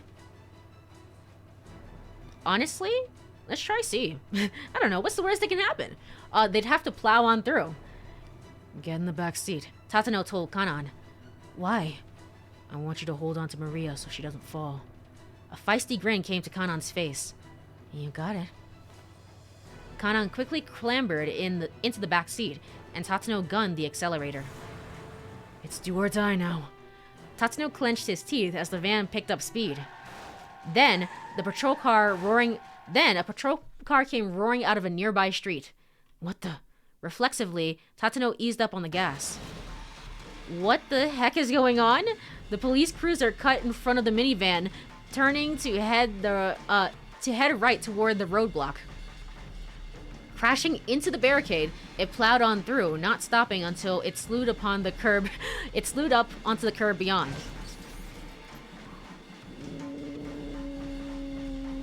The car's impact made enough space for another vehicle to slip on through in its wake. Who's that? Oh, that can't be Sasayama. He's still in the hospital, right? Alright, Here goes. The minivan barreled on through the checkpoint. Tatano wondered who in the world could be driving the cruiser. I wondered too. Tatano's phone rang and he picked up as he sped onward. Were you able to break through safely? It was the voice of Detective Kajiwara! Oh my gosh! No way! No way! That's crazy! New crazy taxi is looking pretty good. I know. Wow. Oh my gosh. I can't believe it. I thought Kajiwara kind of like pieced out that I thought he was really gonna help Osawa, but I mean Osawa's route is done at this point, so okay. It was the voice of Detective Kajiwara. Tatano had thought he was at the Osawa residence. That patrol car just now, that was you? A call came in from Task Force HQ, saying that Kano had found Maria. I figured maybe Kano was planning to take her to Okoshi Pharmaceutical, and so I thought he'd need to make his way through one of the checkpoints here. But the fact it was you, Detective Tatano. Now, that was quite unexpected. Would you like a banana, by the way? He let out a weak chuckle. Kajiwara, are you hurt? Oh no, Kajiwara, no! No, don't worry about me. Just please help Maria. I made a promise to her father that I'd save his daughter no matter what. Tatano could hear the energy draining from Kajiwara's voice. Understood. I'll keep that promise for you then. Thank you. Aw. The line went dead. He'd crashed headlong through that barricade. There was no way he'd come out of that uninjured. I'm sorry, Kajiwara, Tatano said to himself under his breath. And thank you. He bit his lip, then stepped hard on the gas again. And then I gotta keep out. Wow. Well, I don't know. I will say that Tatano's route is pretty dang good. For a route that just shows up at the last second. Wow, okay. So, what am I doing? What am I doing? Oh, right, I made the jump. Kano. Kano exists. Kano is real. Ain't nobody keeping this speeding car out. Beep, beep. It's just like... Oh my gosh. It's pretty intense. It was pretty... I liked the whole scene from beginning to end. It was pretty good. I will go back here from this jump to Tatano. I assume that the other jump to Tatano is going to be from Kano's side, but I'm not entirely sure. I'll leave the rest to you. Tatano took one last look over his shoulder before finally leaving the workroom. From surprise reveal to surprise keep out. Truly. Man, that's the name of this whole game. It's just like, there's so many keep outs, and it's just like, wow, why? Why now? Why now? Even after Tatano disappeared from view, Kano remained for a long time at attention, his fingertips pressed to his temple. He squeezed his eyes shut, but the tears he'd been holding back poured down his cheeks. Aw. Aw.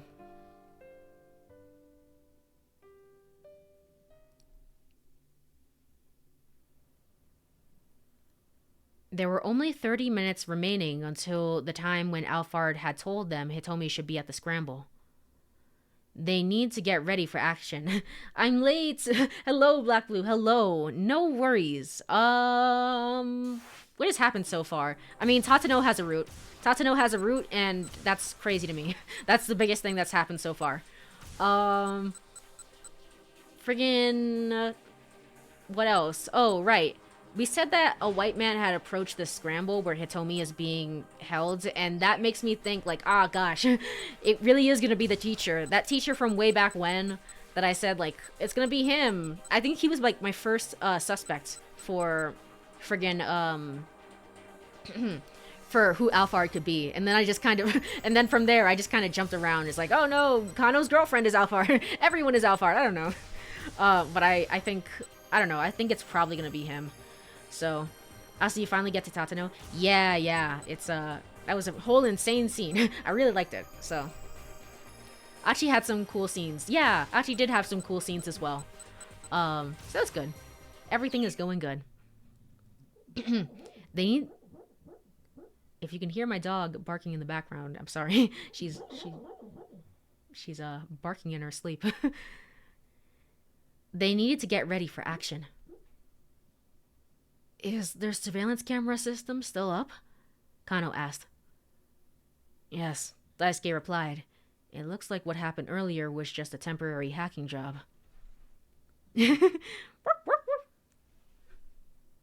She did not respond to that. She hated that I did that. Okay, well, I'm sorry. Then, will you help us? Daisuke inclined his head. What do you mean? I'd like you to keep an eye on the scramble for us. If anyone suspicious tries to get near Hitomi, let us know. Anyone suspicious? How will I know what's suspicious? Like that organ trafficker who suggested you kidnap Hitomi, Mr. Endo. It's possible that he might be ALPHARD. Would you be able to recognize his face? Daisuke furrowed his brow deeply as he began entering commands on his keyboard.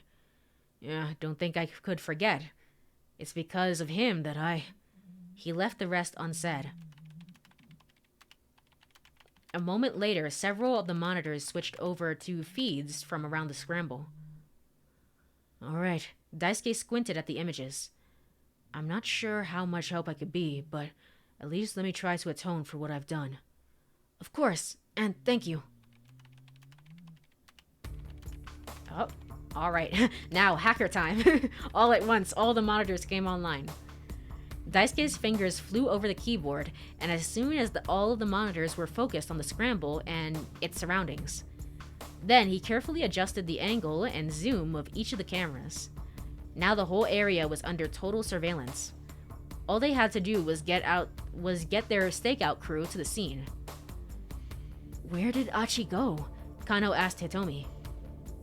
I'm not totally sure, but I think he went to find some of his old friends. Hitomi sounded worried. Friends? Achi used to belong to a gang called SOS. Actually, he told me he was the one who formed the gang in the first place. What? Kano couldn't keep the shock from his voice. Achi was the founder of SOS? How bizarre that the two of them would wind up meeting each other this way. But I guess there was a big falling out between them. So I think he went to try and win them back over. Kano hadn't heard anything good about SOS since Achi had left them. If things had ended on bad terms between him and the gang, getting them to help might well be a lost cause. It's okay, because Minorikawa was there. Minorikawa was there and everything worked out fine. And even if Achi was able to gather some people up, how would Kano and the others be able to trust them? It'll be alright, Hitomi said, as if sensing Kano's thoughts. I'm sure Achi will bring back some of his old friends. And when he does bring them, I'm sure he'll choose people we can count on. You really trust him, don't you? Yes, Hitomi said without hesitation. Then a blush came to her cheeks. Alright, then I'll trust him too. It would take about 10 minutes to get from Endo Electronics to Scramble. Kano turned to Stanley. Let's plan to head out by 6:50. I forgot about Stanley. I forgot about him. Stanley gave no reply. He had withdrawn to the edge of the room, where he stood lost in thought, his expression uneasy. Kano decided to leave him alone for a bit. Taking a sheet of paper from one of the desks, he began drafting a plan positioning Achi's reinforcements around the scramble.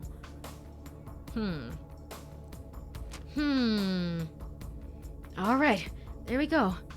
In about 5 minutes, he had drawn up a little map of the optimal places to deploy the team. It included positions for as many as 20 people Achi might bring back. Kano, it's me. It's me.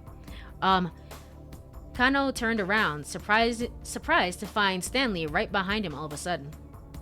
Can I see the camera? Yes, I can. I can see the camera reflected in the glasses. Huh, that's interesting. The American looked haggard. Is something the matter? Kano asked. You need to go to the scramble without me. What? Where's this coming from all of a sudden? Please, don't ask me to explain. Something else has come up, and I have to see to it. Sweat beaded on Stanley's brow. Whatever had happened, Kano had no doubt it was something major. And almost certainly it had something to do with Alphard. Stanley, Kano said. Please tell me, we're past the point of keeping secrets. I understand. I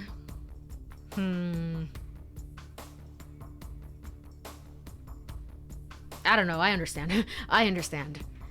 Do what you have to and come back soon. I'm sorry. I wish I could tell you more. It's alright. I'll find a way to get by. Kano had a vague idea of what Stanley was up to. He probably felt he needed to keep things hidden, even from his own allies, in order to keep Alphard in the dark. Oh, that's a good point, yeah. Or at least, that was Kano's guess. This was no ordinary opponent they were up against. Keeping secrets, even among friends, wasn't necessarily a bad call. Kano, promise me one thing. What's that? Can I still see the camera? I don't think so. I don't think so. Not in this shot. You can very vaguely see it, but I think they kind of darken the glasses on the side. So I can't really. Once this is all over, you'll have to go have a beer with me. Sure. All right. Kano couldn't help but smile. That's a promise now, remember? Promise is 428 specific language. Well, the older brother still feels pain, the promise of going unfulfilled. What is going on here? The promise these two made just now mirrors another made by a certain pair of brothers in the past. Once this is... Oh, this is probably back to Tatano. Is it? I don't know. Once this is all tidied up, I'm gonna need a drink. Let's you and me have a beer together. That was said by the younger brother, and the older brother still feels pain of the promise going unfulfilled. What's going on? What's going on? what is... Oh, what the fuck? Jack? It was 6 o'clock. What is happening? Oh, what the hell? And now you have reached Stanley. Everyone's a protagonist. Friggin' Kano's girlfriend is a protagonist. I don't know. Who else? Osawa's wife is a protagonist. Everybody's a protagonist. Shit, I thought, well... Okay, well, tomorrow's stream is going to be very, very interesting. Tomorrow's finale stream is going to be so interesting and fun. Shoot. Okay. Still think you're going to finish by tomorrow? Yes. Yes, we will. Man... Okay, what do you... okay. Friggin' Boss. Boss and Cheery will become protagonists as well. I don't know. Whatever can happen. Everything can happen. It's fine. I don't know. We'll finish the game by tomorrow. Alright, cool. It was 6 o'clock p.m. Alphard had contacted the motley team at Endo Electronics, and the situation had immediately deteriorated. But the new developments had also provided them with one big chance. A chance that Alphard might appear in person at long last. I knew this was coming as you kept talking about finishing all the characters. I know, it's like, why are we're adding more characters? And it's like, oh, okay, I didn't realize. I didn't realize. Oh, well. You did fine. Who's talking right now? Oh, you did fine. Jack Stanley set his hand on Kano's shoulder. A weak smile came to the detective's face. Stanley paused, unexpectedly moved. For that one moment, he saw in Kano the image of his younger brother, Frank. Jack, you have to get everyone to a safe place right away. Who the frig are you? Who did... Frank's nervous shout echoed through the hotel lobby. Stanley's younger brother was a member of the bomb and arson squad. I cannot read. This is going to be such an interesting penultimate stream for the finale stream tomorrow. Oh gosh. Okay. Subsection of the Chicago Police Department's Bureau of Investigative Services that handles investigation bomb and arson related cases. I feel like I didn't really get anything from reading this, but okay. Alright. This was 2 years ago. Oh, we heard about this actually. The CIA had obtained intel that Alphard was targeting a high-class hotel in Chicago for a terror attack. We heard about this once. Stanley and his team had searched the hotel interior and had discovered the bomb set inside a large planter. When Frank arrived at the scene and saw the explosion, his expression grew grim.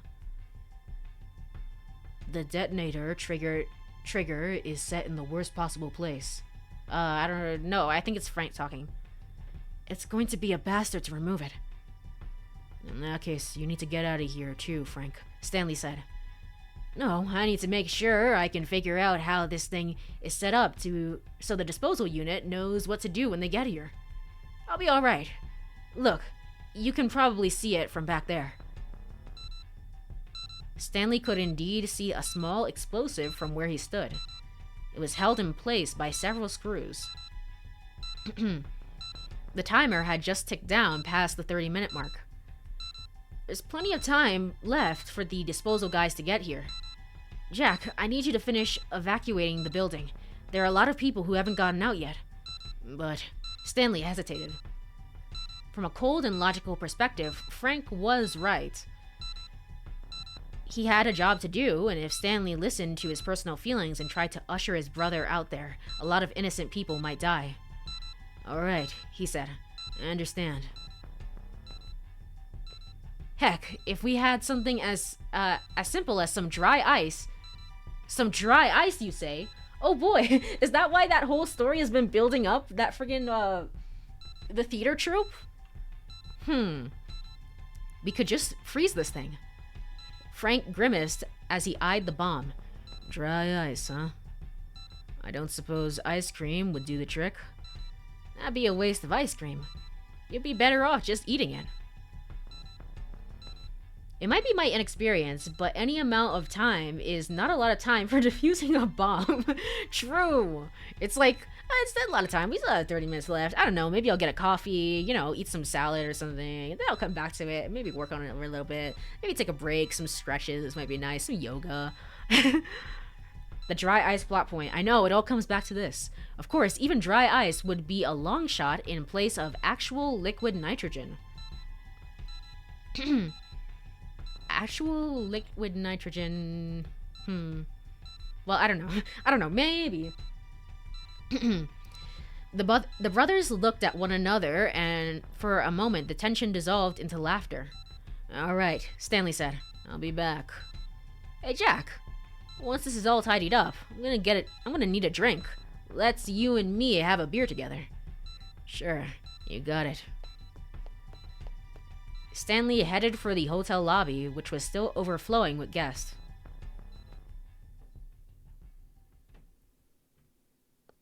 Turns out his name really is Jack. It really is Jack.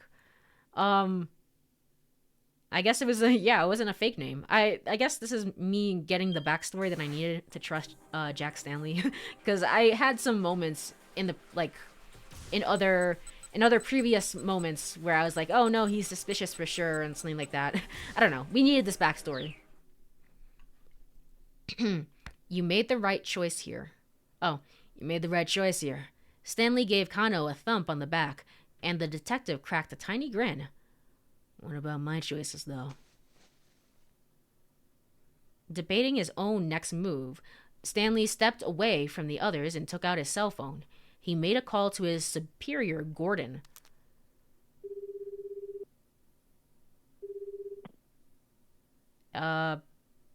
It's me, he said. What's the situation? I don't have any other voices, man. I hear the Japanese police want to put Maria Osawa under quarantine. I'm assuming that's on your orders, sir? Yes. There are too many important people in Shibuya. We can't allow the virus get loose. Besides, we know that Alphard is after Tomi Osawa. There's no reason to leave Maria alone. If you put Maria Osawa under quarantine, she is going to die. I know that. But there will be far fewer victims as a result. All the superiors are squeaky. I don't know. I don't know, man. I have no more voices. What am I gonna do? Gordon's words made something inside Stanley snap. In that moment, he lost any inclination to report that he was with Maria. Failure to do so would be a dereliction of duty on his part. Okay, sure. He knew that well enough. He knew it, but the facts couldn't overcome his revulsion at Gordon's callous attitude towards Maria.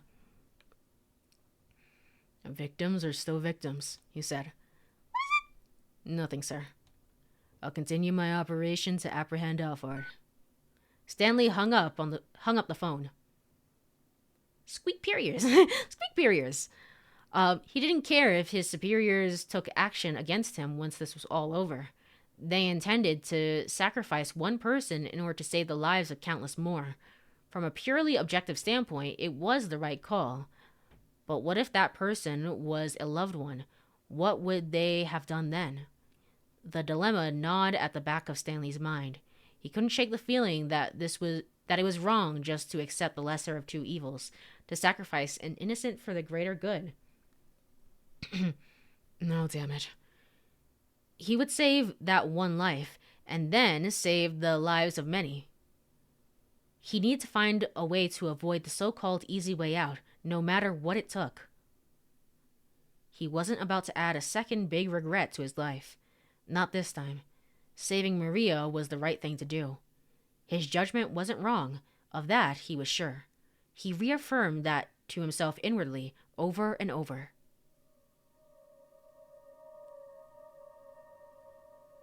Kano was watching Tatano prepare to depart. The group had put together a reasonable plan of action. Tatano and Kanan would head to the lab with Maria and attempt to get the antiviral for her. Stanley would accompany Kano and the others to the scramble to apprehend Alphard. It was a two-pronged plan of attack. Stanley trying to find the illustrious third option to the trolley problem. Surely. Still, could they really count on things going as smoothly as Kanan had suggested? Stanley thought back to her earlier words. Once Alphard has made contact with Hitomi, call my cell phone. I have plenty of information Alphard might want to bargain for. I can negotiate with him directly. That meant that getting the password hinged on whatever deal they struck. What sort of things might Alphard request in exchange? Stanley cast a thoughtful look at Kanan. She was helping Tatano carry Maria out of the room. Stanley doubted she'd answer if he asked just what her bargaining chips were. He held his tongue, watching as she left with the others. Whatever else happened, he needed to focus on capturing Alphard. He glanced at the monitor displays in the workroom. The disassembled sound of Alphard's voice from earlier crept back into his mind. I will appear at the right of the righteous person. After all, I wouldn't be fair for the sake to miss the final person. I don't know. I still don't have the voice changer. Whoops. Those words notwithstanding, it seemed absurd that Alphard would actually show up in the flesh. Nationality, age, sex. So much of the terrorist mastermind was shrouded in mystery. Why would... Why would we not ask Daisuke, hey, what did he look like? Just so that we know. Just so that we know. I know you're looking out for him, but just so that we know. What does this guy look like? Why would someone who had hidden so well for so long ever reveal their true identity? And yet Alphard had gone out of the way to claim that was precisely what was about to happen. It almost seemed like he'd made turning up in person a major selling point of the deal. I'm looking forward to meeting all of you then. There was no doubt about it. Alphard wanted them to expect him on site and in person. So why would that be? He's using himself as bait to lure me and Kanan out. This is a near-perfect opportunity to wipe out the two people who are gunning for him the most. That being the case, how might he attempt to kill me once I'm at the scramble? Stanley felt a sudden flash of insight. No, something was off here. His thought process was running well, each deduction logically following from the last. Daisuke shouldn't know what Alphard looks like. They never spoke in person. But he just said, I would never forget. This happened in, Kano's route. He just said, like, I would never forget what that man looks like. So what man is he looking for then? I don't know. He's looking for somebody. Oh, did he? He did. So what man is he looking out for then? Because he's on the security cameras and he's looking for somebody. I must have missed that. I don't know. They must have met in person once. But no, I think that would probably be the case then. At a time like this, it could be a very dangerous thing. Alphard may well have anticipated where his logic would lead. On the basic cameras. Stanley needed to assume that any clue he thought he'd found was something Alphard had left behind on purpose. So maybe the suggestion was that their target would come to the scene, was a different kind of trap. At the risk of sending himself in circles, Stanley decided to rethink the whole case from the ground up. What was the single strangest part about this whole thing? Aha, there we go. Why had Alphard put an amateur like Daisuke Endo in charge of the kidnapping? Sure, being able to get a heart for his daughter gave Daisuke a strong incentive, but there had to be a reason that he'd been chosen. If the kidnapping had failed, what would have happened then? Of course, this was Alphard they were dealing with. Maybe the possibility of failure was somehow part of the plan. Hell, Daisuke had managed to accidentally kidnap Maria instead of Hitomi, hadn't he? If Alphard had gone with a professional, that sort of mix-up would have never happened. And yet, even if that degree of uncertainty was unacceptable or even desirable, using Daisuke seemed like far too big of a risk. There must be some other motive for bringing in Daisuke into the plan. Of course, advantage. Using Daisuke must have provided some important advantage that outweighed his flaws. It was the only thing that made sense. Which meant the reason Alphard had Daisuke carry out the kidnapping was, I don't know, man, to create an alibi. To keep his true identity a secret. To carry out some other objective. I don't know, man.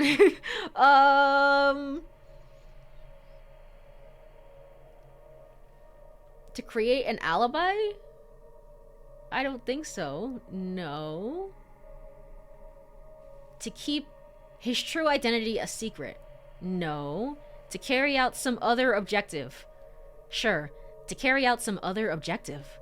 He'd set up the kidnapping, devised the ransom relay, and kept the full attention of the police on that, all the while Alphard himself was working towards his true goal, getting Hitomi's blood. Give me 1 second, I'm gonna get a swig of water here.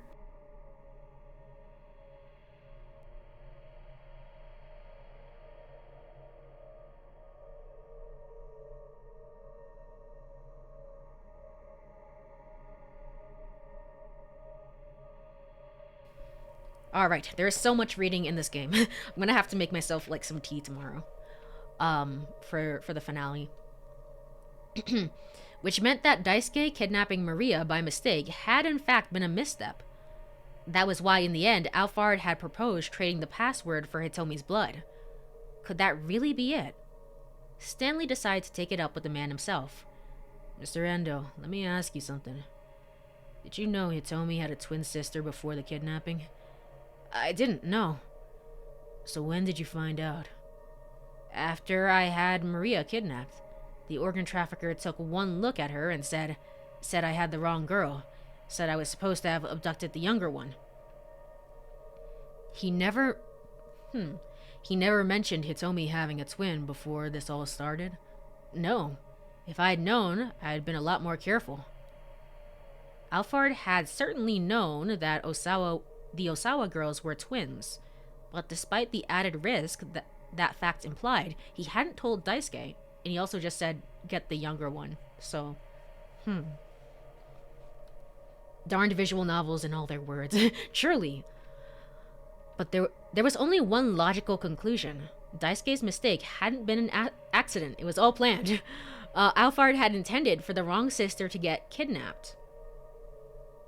By using an amateur, Alphard had set up the police to write off Daisuke's kidnapping of the wrong target as a simple misstep.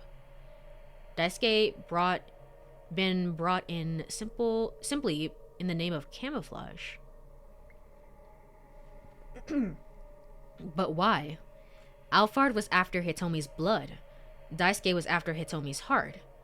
They both wanted the same thing, so why target Maria instead? Stanley's train of logic had run out of steam again. I don't know either, man. I'm so baffled by the stream. Still, he was sure he was on the right track. He just needed to keep following till he found out where the track would lead.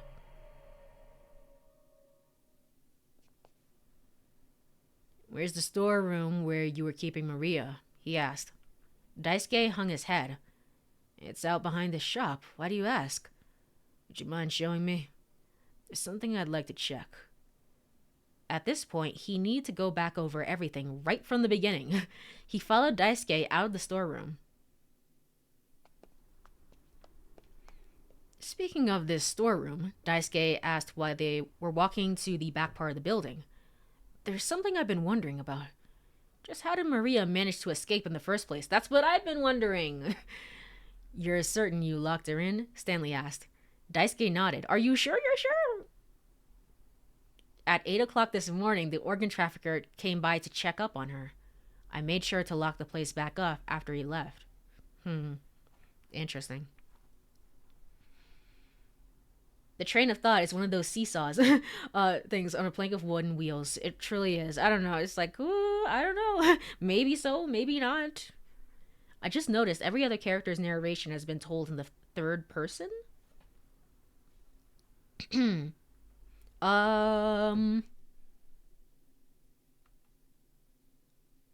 do you ask? At this point, yeah, I think Stanley's is also in the third person. Right? Yeah? yeah. Stanley's is also in the third person. But other characters' narrations being told in the third person, I mean, I think the whole writing might be in the third person. Are you saying that, like, there could be some, I don't know, if we're not, like, in the first person, then, like, any of these people could be Alphard. I don't know. I still think it's the teacher, though, at this point. I don't know. I just couldn't remember. I'm so used to visual novels being told in the first person. Fair. Fair and real, honestly. Never 7 is also first person, so... I see. A visit must have been when Maria was injected with the Ua virus. It makes sense, based on our working timeline of when we expect her to go symptomatic. When they got to the storeroom, they spotted the padlock that had been held shut, lying broken on the ground. So do you mean to say Tama's wacky adventures were all a part of the plot? They were all a part of the plan? Daisuke picked it up, then opened the storeroom door. Look at this mess. It was obvious immediately that merchandise had been stolen. I doubt Maria did this, Daisuke said. Maybe some thieves broke in. He made a quick inspection, assessing what had been taken. We're all Alphard. Shibuya is Alphard. Maybe the real Alphard is the friends we made along the way. Yay! Boo! that would be sad. He made a quick inspection, assessing what had been taken. Some digital cameras and laptop computers were missing. This looks like the work of some local thugs. This kind of thing happened to me a few times before. Daisuke let out a sigh of exasperation. Stanley, meanwhile, was careful was carefully looking around inside the storeroom. Where did you have Maria Osawa? He asked. Behind those cardboard boxes. The boxes indicated were piled up high, closing off one corner of the room. If Maria were unconscious behind them, the burglars might well have never noticed her.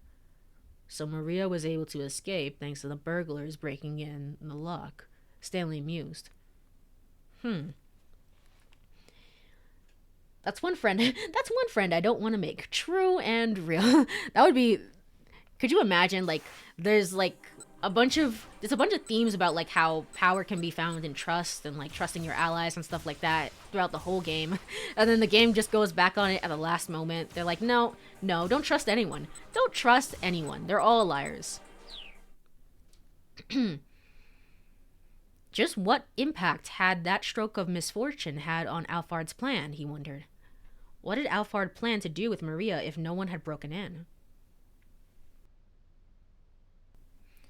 He was going to kill her. He was going to trade her for Hitomi. He was going to release her sometime later. I don't know, man. This is the detective route. I feel like I'm really playing a detective visual novel now. It's like, I don't know.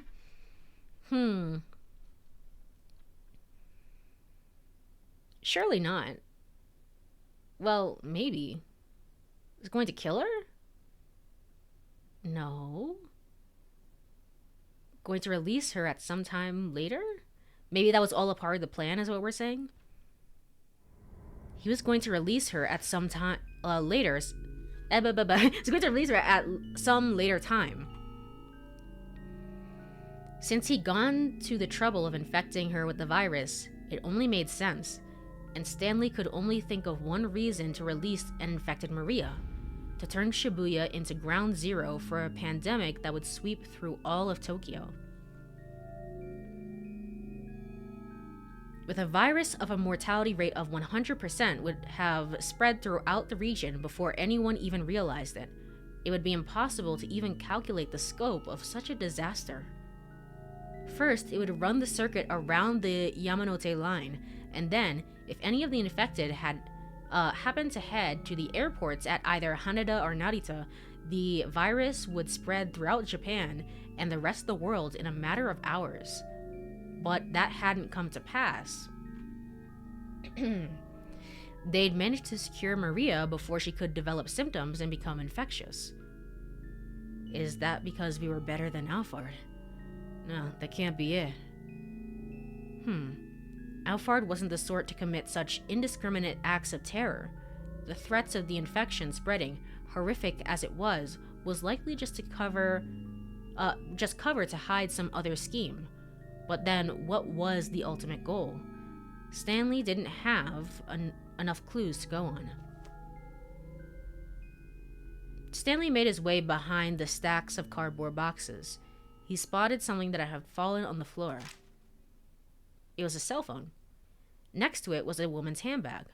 Stanley unzipped it. It held a jumble of makeup, tissues, and other personal effects, but nothing at all unusual.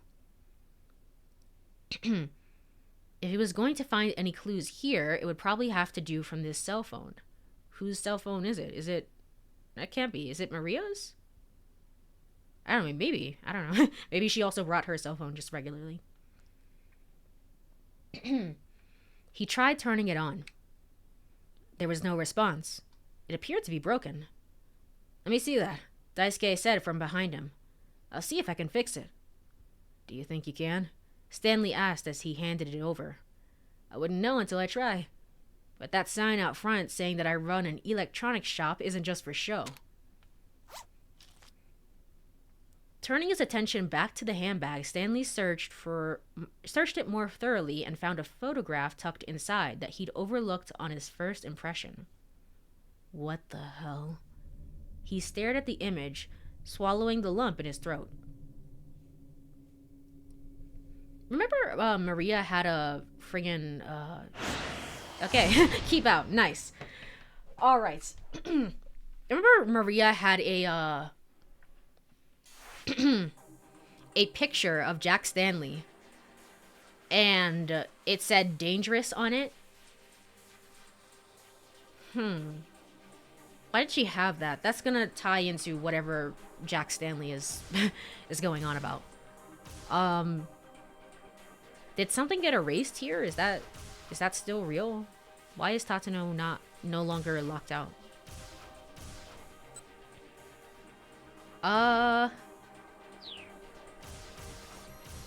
Do I continue with this? I don't know. I don't know, maybe. I don't know why this is no longer locked off. Like the route got deleted. Were you able to break through? It's me, Kajiwada, the best character in all of fiction. Alright. Can I skip through this one or no? It seems like we're gonna get another keep out. I can't imagine that we've done everything that we need to do.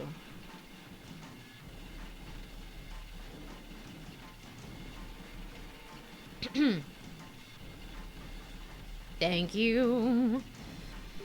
I really was expecting Kajiwada to make a different contribution to the story. I wasn't expecting this, but cool. Good for him. I'm so sorry, Kajiwada. Alright, and thank you. Yes? Again? Okay, again. I don't know why it got deleted. Why did that happen? That's weird. Okay. Okay, it's back there again. Just so that we have it. Let's continue over with Stanley.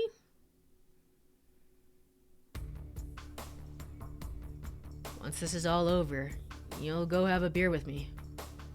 Sure. All right. Kano couldn't help but smile. That's a promise now, remember? And with that, Stanley hurried out of the workroom. I feel like I've restarted like Kano's route like 8 different times because everything seems to branch off from his one route. Kano glanced at his watch. It was coming up on 6:50. Pretty soon they'd have to head for the scramble. But Achi still hadn't returned. We need to head out soon, he said to Hitomi. You said 6:50, she replied. There's still 2 minutes to go. Kano let out a tiny sigh. He shared Hitomi's fervent hope that the reinforcements would come, but not her confidence. If Achi didn't reappear, Kano would be left to protect Hitomi all by himself, and to try and apprehend ALPHARD as well. Would he be able to pull it off if it came to that? Definitely not. He'd just have to trust himself to see things through on his own. Oh, no, definitely not. This is a bad end, for sure. No. No, he'd never be able to do it on his own. He decided to wait for Achi, accepting that they'd be late. The clock kept its steady ticking. With each minuscule movement of the second hand, Kano felt the tightness growing in his chest. A minute passed, 2 minutes. Time was of the essence. They couldn't be waiting any longer. Hitomi, I don't like having to do this, but we can't wait any longer. Seeing the look of determination on Kano's face, she gave a tiny, reluctant nod. Just give him a second. Just give him a second. Okay. Never mind.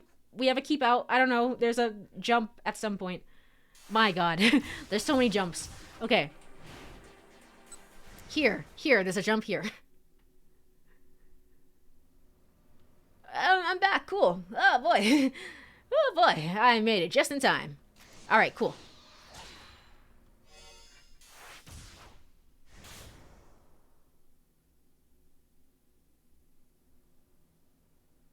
Hey, tell me, I don't like having to do this, but we can't wait to reluctant nod. Her shoulders began to tremble. Hitomi, I'll be all right. I'm just a little nervous, that's all. She had a right to be nervous. ALPHARD was after the antiviral that she had in her bloodstream. Once he had it, Hitomi would become a liability that he'd want to dispose of. And right now, the only person who could keep her safe was Kano. He clenched his jaw tight and tried to look confident. Please, just try to relax. I'll protect you with my life if I have to. Oh boy, it's me! Protecting Hitomi is my job. Shut up. Shut up, Kano. Oh boy, the main theme. Achi, you're back. I see it towards the very end, didn't I? Oh, that's funny. That's kind of funny. I just realized I missed the scene of Achi and Susumu. Yeah, that was something that was done at the beginning of the stream. It was a pretty good scene. It was pretty nice. Let me get a swig of water here again.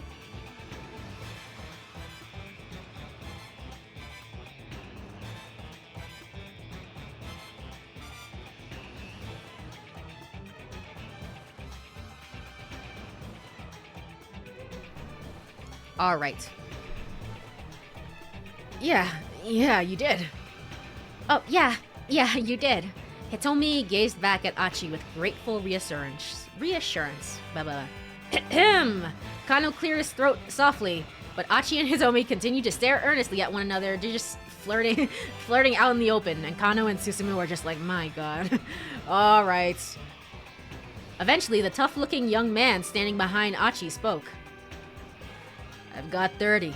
Will that be enough? Did he sprint all the way here? He did. He did. They all ran, all 30 of them. Yeah, Kano nodded. That'll be fine. Oh, I love the music right now. I have not heard the full track for this. More importantly, have you heard what we will be doing? Catch the bad guy, keep Shibuya safe.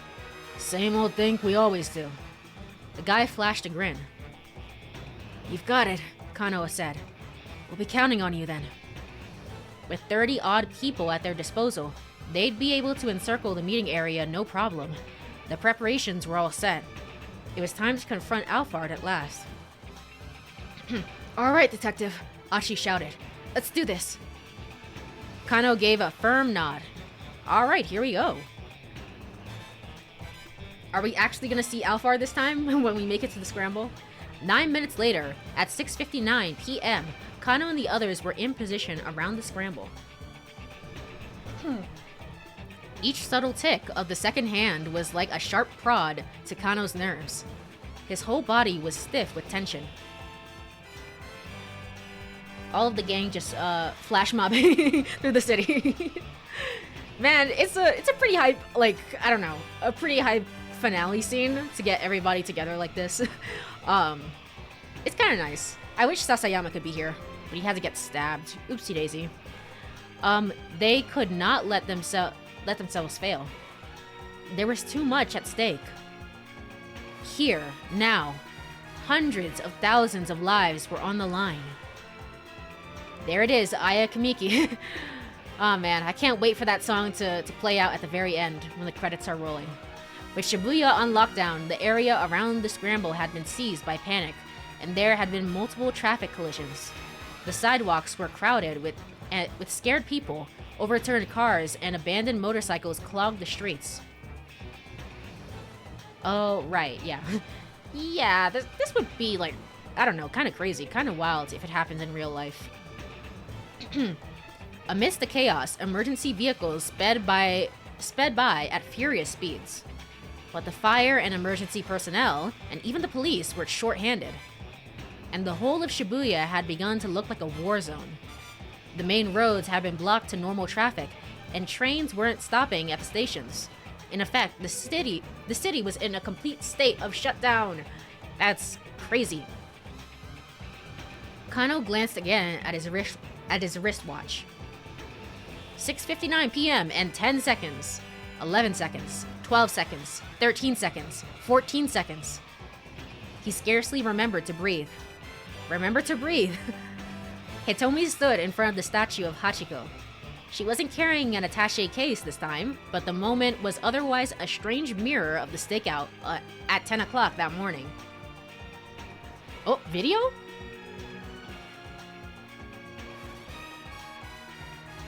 She looked terrified.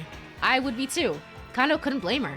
The criminals weren't after some case full of money this time. This time, they were out for blood. Her blood, literally.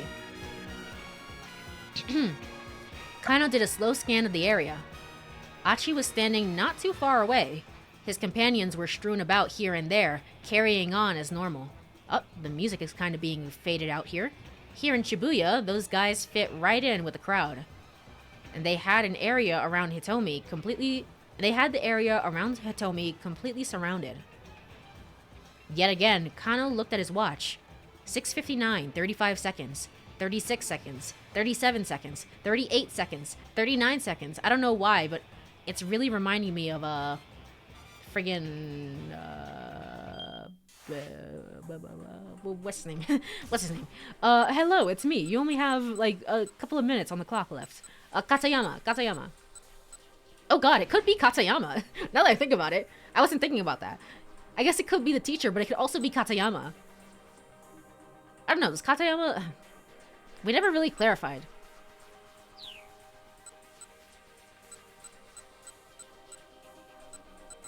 Katayama looks... I don't know. To me, Katayama looks half Japanese. But I don't know. I don't know anymore. I don't know. The newspaper guy? I was gonna say the same thing. Yeah, it's like, it could be him. But I don't... I don't know. I don't know. Let's just play the game. He forced himself to take several deep breaths. He focused on the sound of his own heartbeat and exhaled until all the breath was expelled from his lungs. And then it all started. That's Daisuke? Kano's cell phone rang. I've got him. It was Daisuke, the organ trafficker who devised the kidnapping. It's him.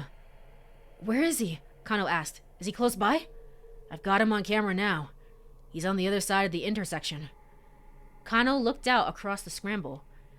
There were so many people who had to tell. It was hard to tell who it was and who wasn't suspicious. Can you describe him for me? We should have asked this first, to be honest. The tall foreign guy. The one wearing glasses. Well, the teacher technically wears glasses, I think. I think it's Katayama. I don't know. Well, Katayama is definitely half Japanese. Cause, I mean, the name. Because of the name, but... Is it him or is it the teacher? A tall foreigner. Kano's eyes drifted over the crowd.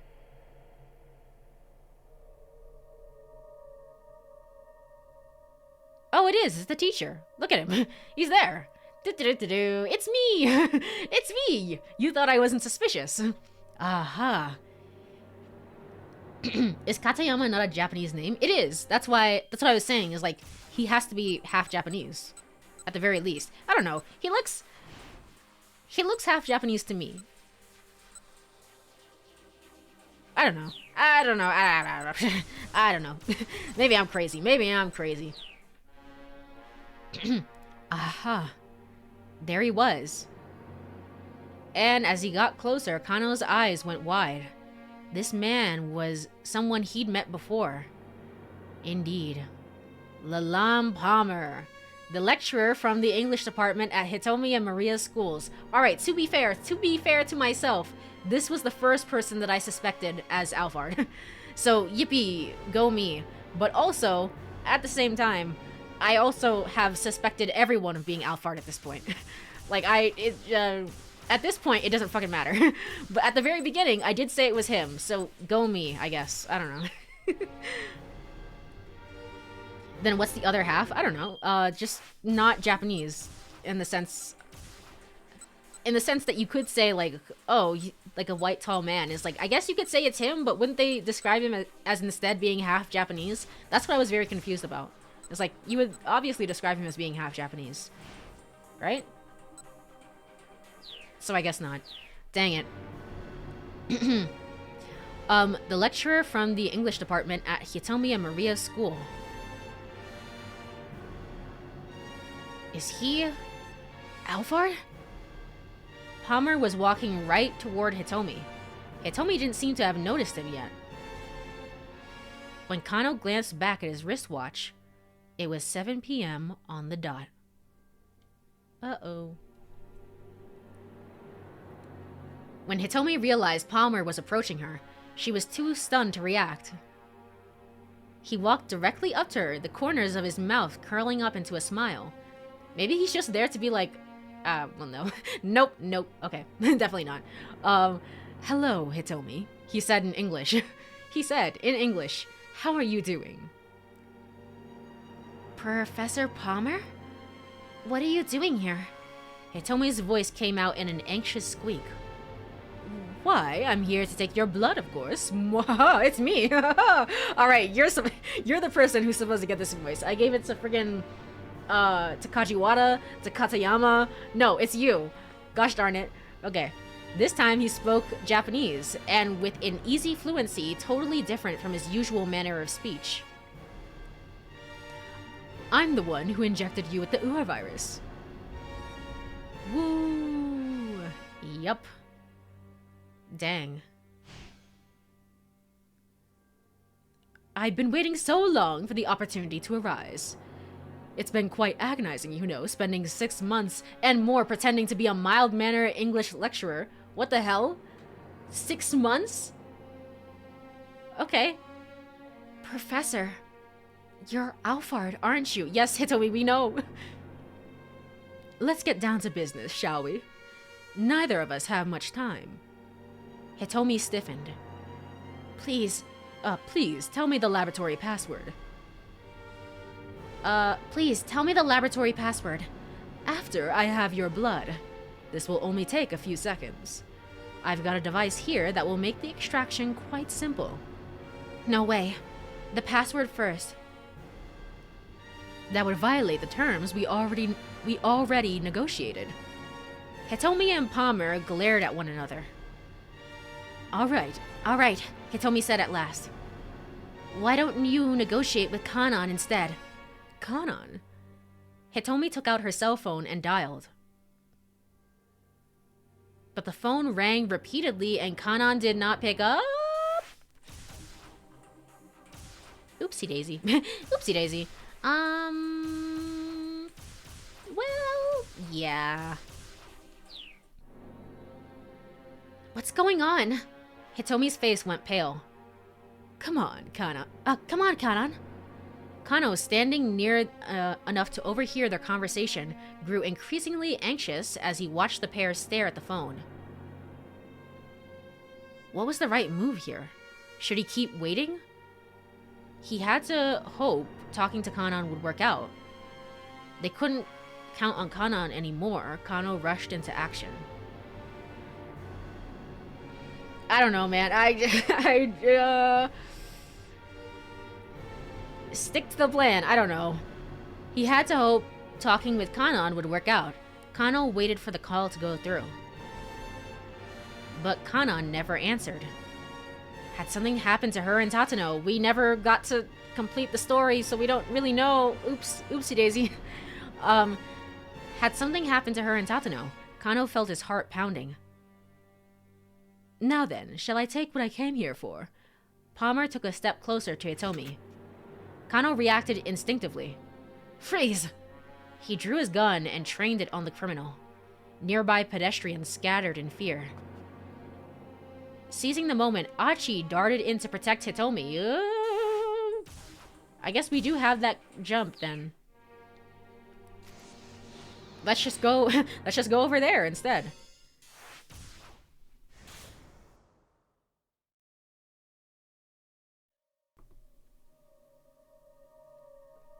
Was this guy ALPHARD? The man arrived in front of Hitomi and began speaking to her. Hitomi, Maria, and even Achi's father. This must be the guy who is responsible for everything. Achi felt a pressing urge to flatten him right then and there. Still, he knew he couldn't blow his cover until Kano gave the signal. Suppressing his raw emotions, he readied himself for action. He hurt me. Oh gosh, 3 choices. He hurt me and I'll hurt him back. That bill was gonna come due. Protecting Hitomi comes first. I have to set aside my hatred. Protect Hitomi. Protecting Hitomi has to come first. I can't let anything happen to her. Why hasn't it happened yet? Why hasn't Kano given the signal? Well, you see, I was kind of not sure what was going on. Freeze! Suddenly, Kano rushed forward, gun drawn. Ignoring the pain in his leg, Achi dashed for Hitomi as fast as he could. He cut in between Kano and ALPHARD, quickly pulling Hitomi out of danger. Hitomi! Kano shouted. Call Kanon again. Shielded by Achi, now she brought her cell phone and dialed the number. Can I make a jump here, please? I'm begging. Otherwise, nothing's gonna happen. But some time passed and there was no answer. Had there been some kind of trouble on Kanon's end? Looking increasingly worried, Hitomi tried calling several more times. Several. Then Alphard withdrew some strange vials from the attaché case he'd bought. Kanon's face wavered with alarm. This had to be the terrorist trump card, then. Kano and Alphard were having some sort of debate. Achi couldn't hear the specifics, but tensions were clearly running high. Oopsie, I should have continued with that, with his route then. Kano hesitantly lowered his gun. What? Oh god, okay, there's a lot of jumping here. I'm not missing a jump, am I? An old man. Oh, you can jump to you can jump to Minorikawa, but his route is done. Oh gosh. Okay. I think we're good. I think we're okay. I think we're okay. I'm gonna jump back to you and continue this story. Seizing the moment, Achi darted in to protect Hitomi. Palmer let out a tiny sigh. So, you are breaking the terms we agreed upon, then? I don't negotiate with terrorists. Kano inched his way closer, his point of aim never wavering. Hitomi! He shouted. Call Kanon again! Again, Hitomi dialed her cell phone. Palmer opened the attaché case he was carrying.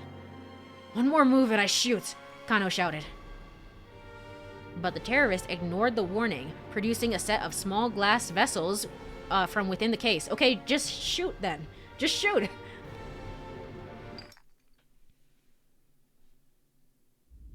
If you want to shoot me, then shoot me, he said. Oh, do the glasses have a friggin'... Oh gosh, do they have the UA virus in them? I don't know. Is the UA virus something that can... I thought it was airborne. Assuming you don't mind this getting scattered about. Is that... Surely you don't need me to explain. Oh no, it's the antiviral. Okay. Stanley was right. Alphard had weaponized the virus. Is it the virus or the antiviral? I don't know. I don't know. Doing his best to conceal his horror, Kano tried to sound defiant. You can't let that loose here. How do I even know that's real? Oh, right. Maria had the virus, and I mean, Maria was let go. So that's all he needed. Now Hitomi has the antiviral. So this has to be the actual virus. You can't let that loose here. And why is that? Because if you do, you'll be infected too. True. But so will all of the innocent bystanders around us. A thin smile crawled across Palmer's face. Uh-oh. Uh-oh. There's a little bit of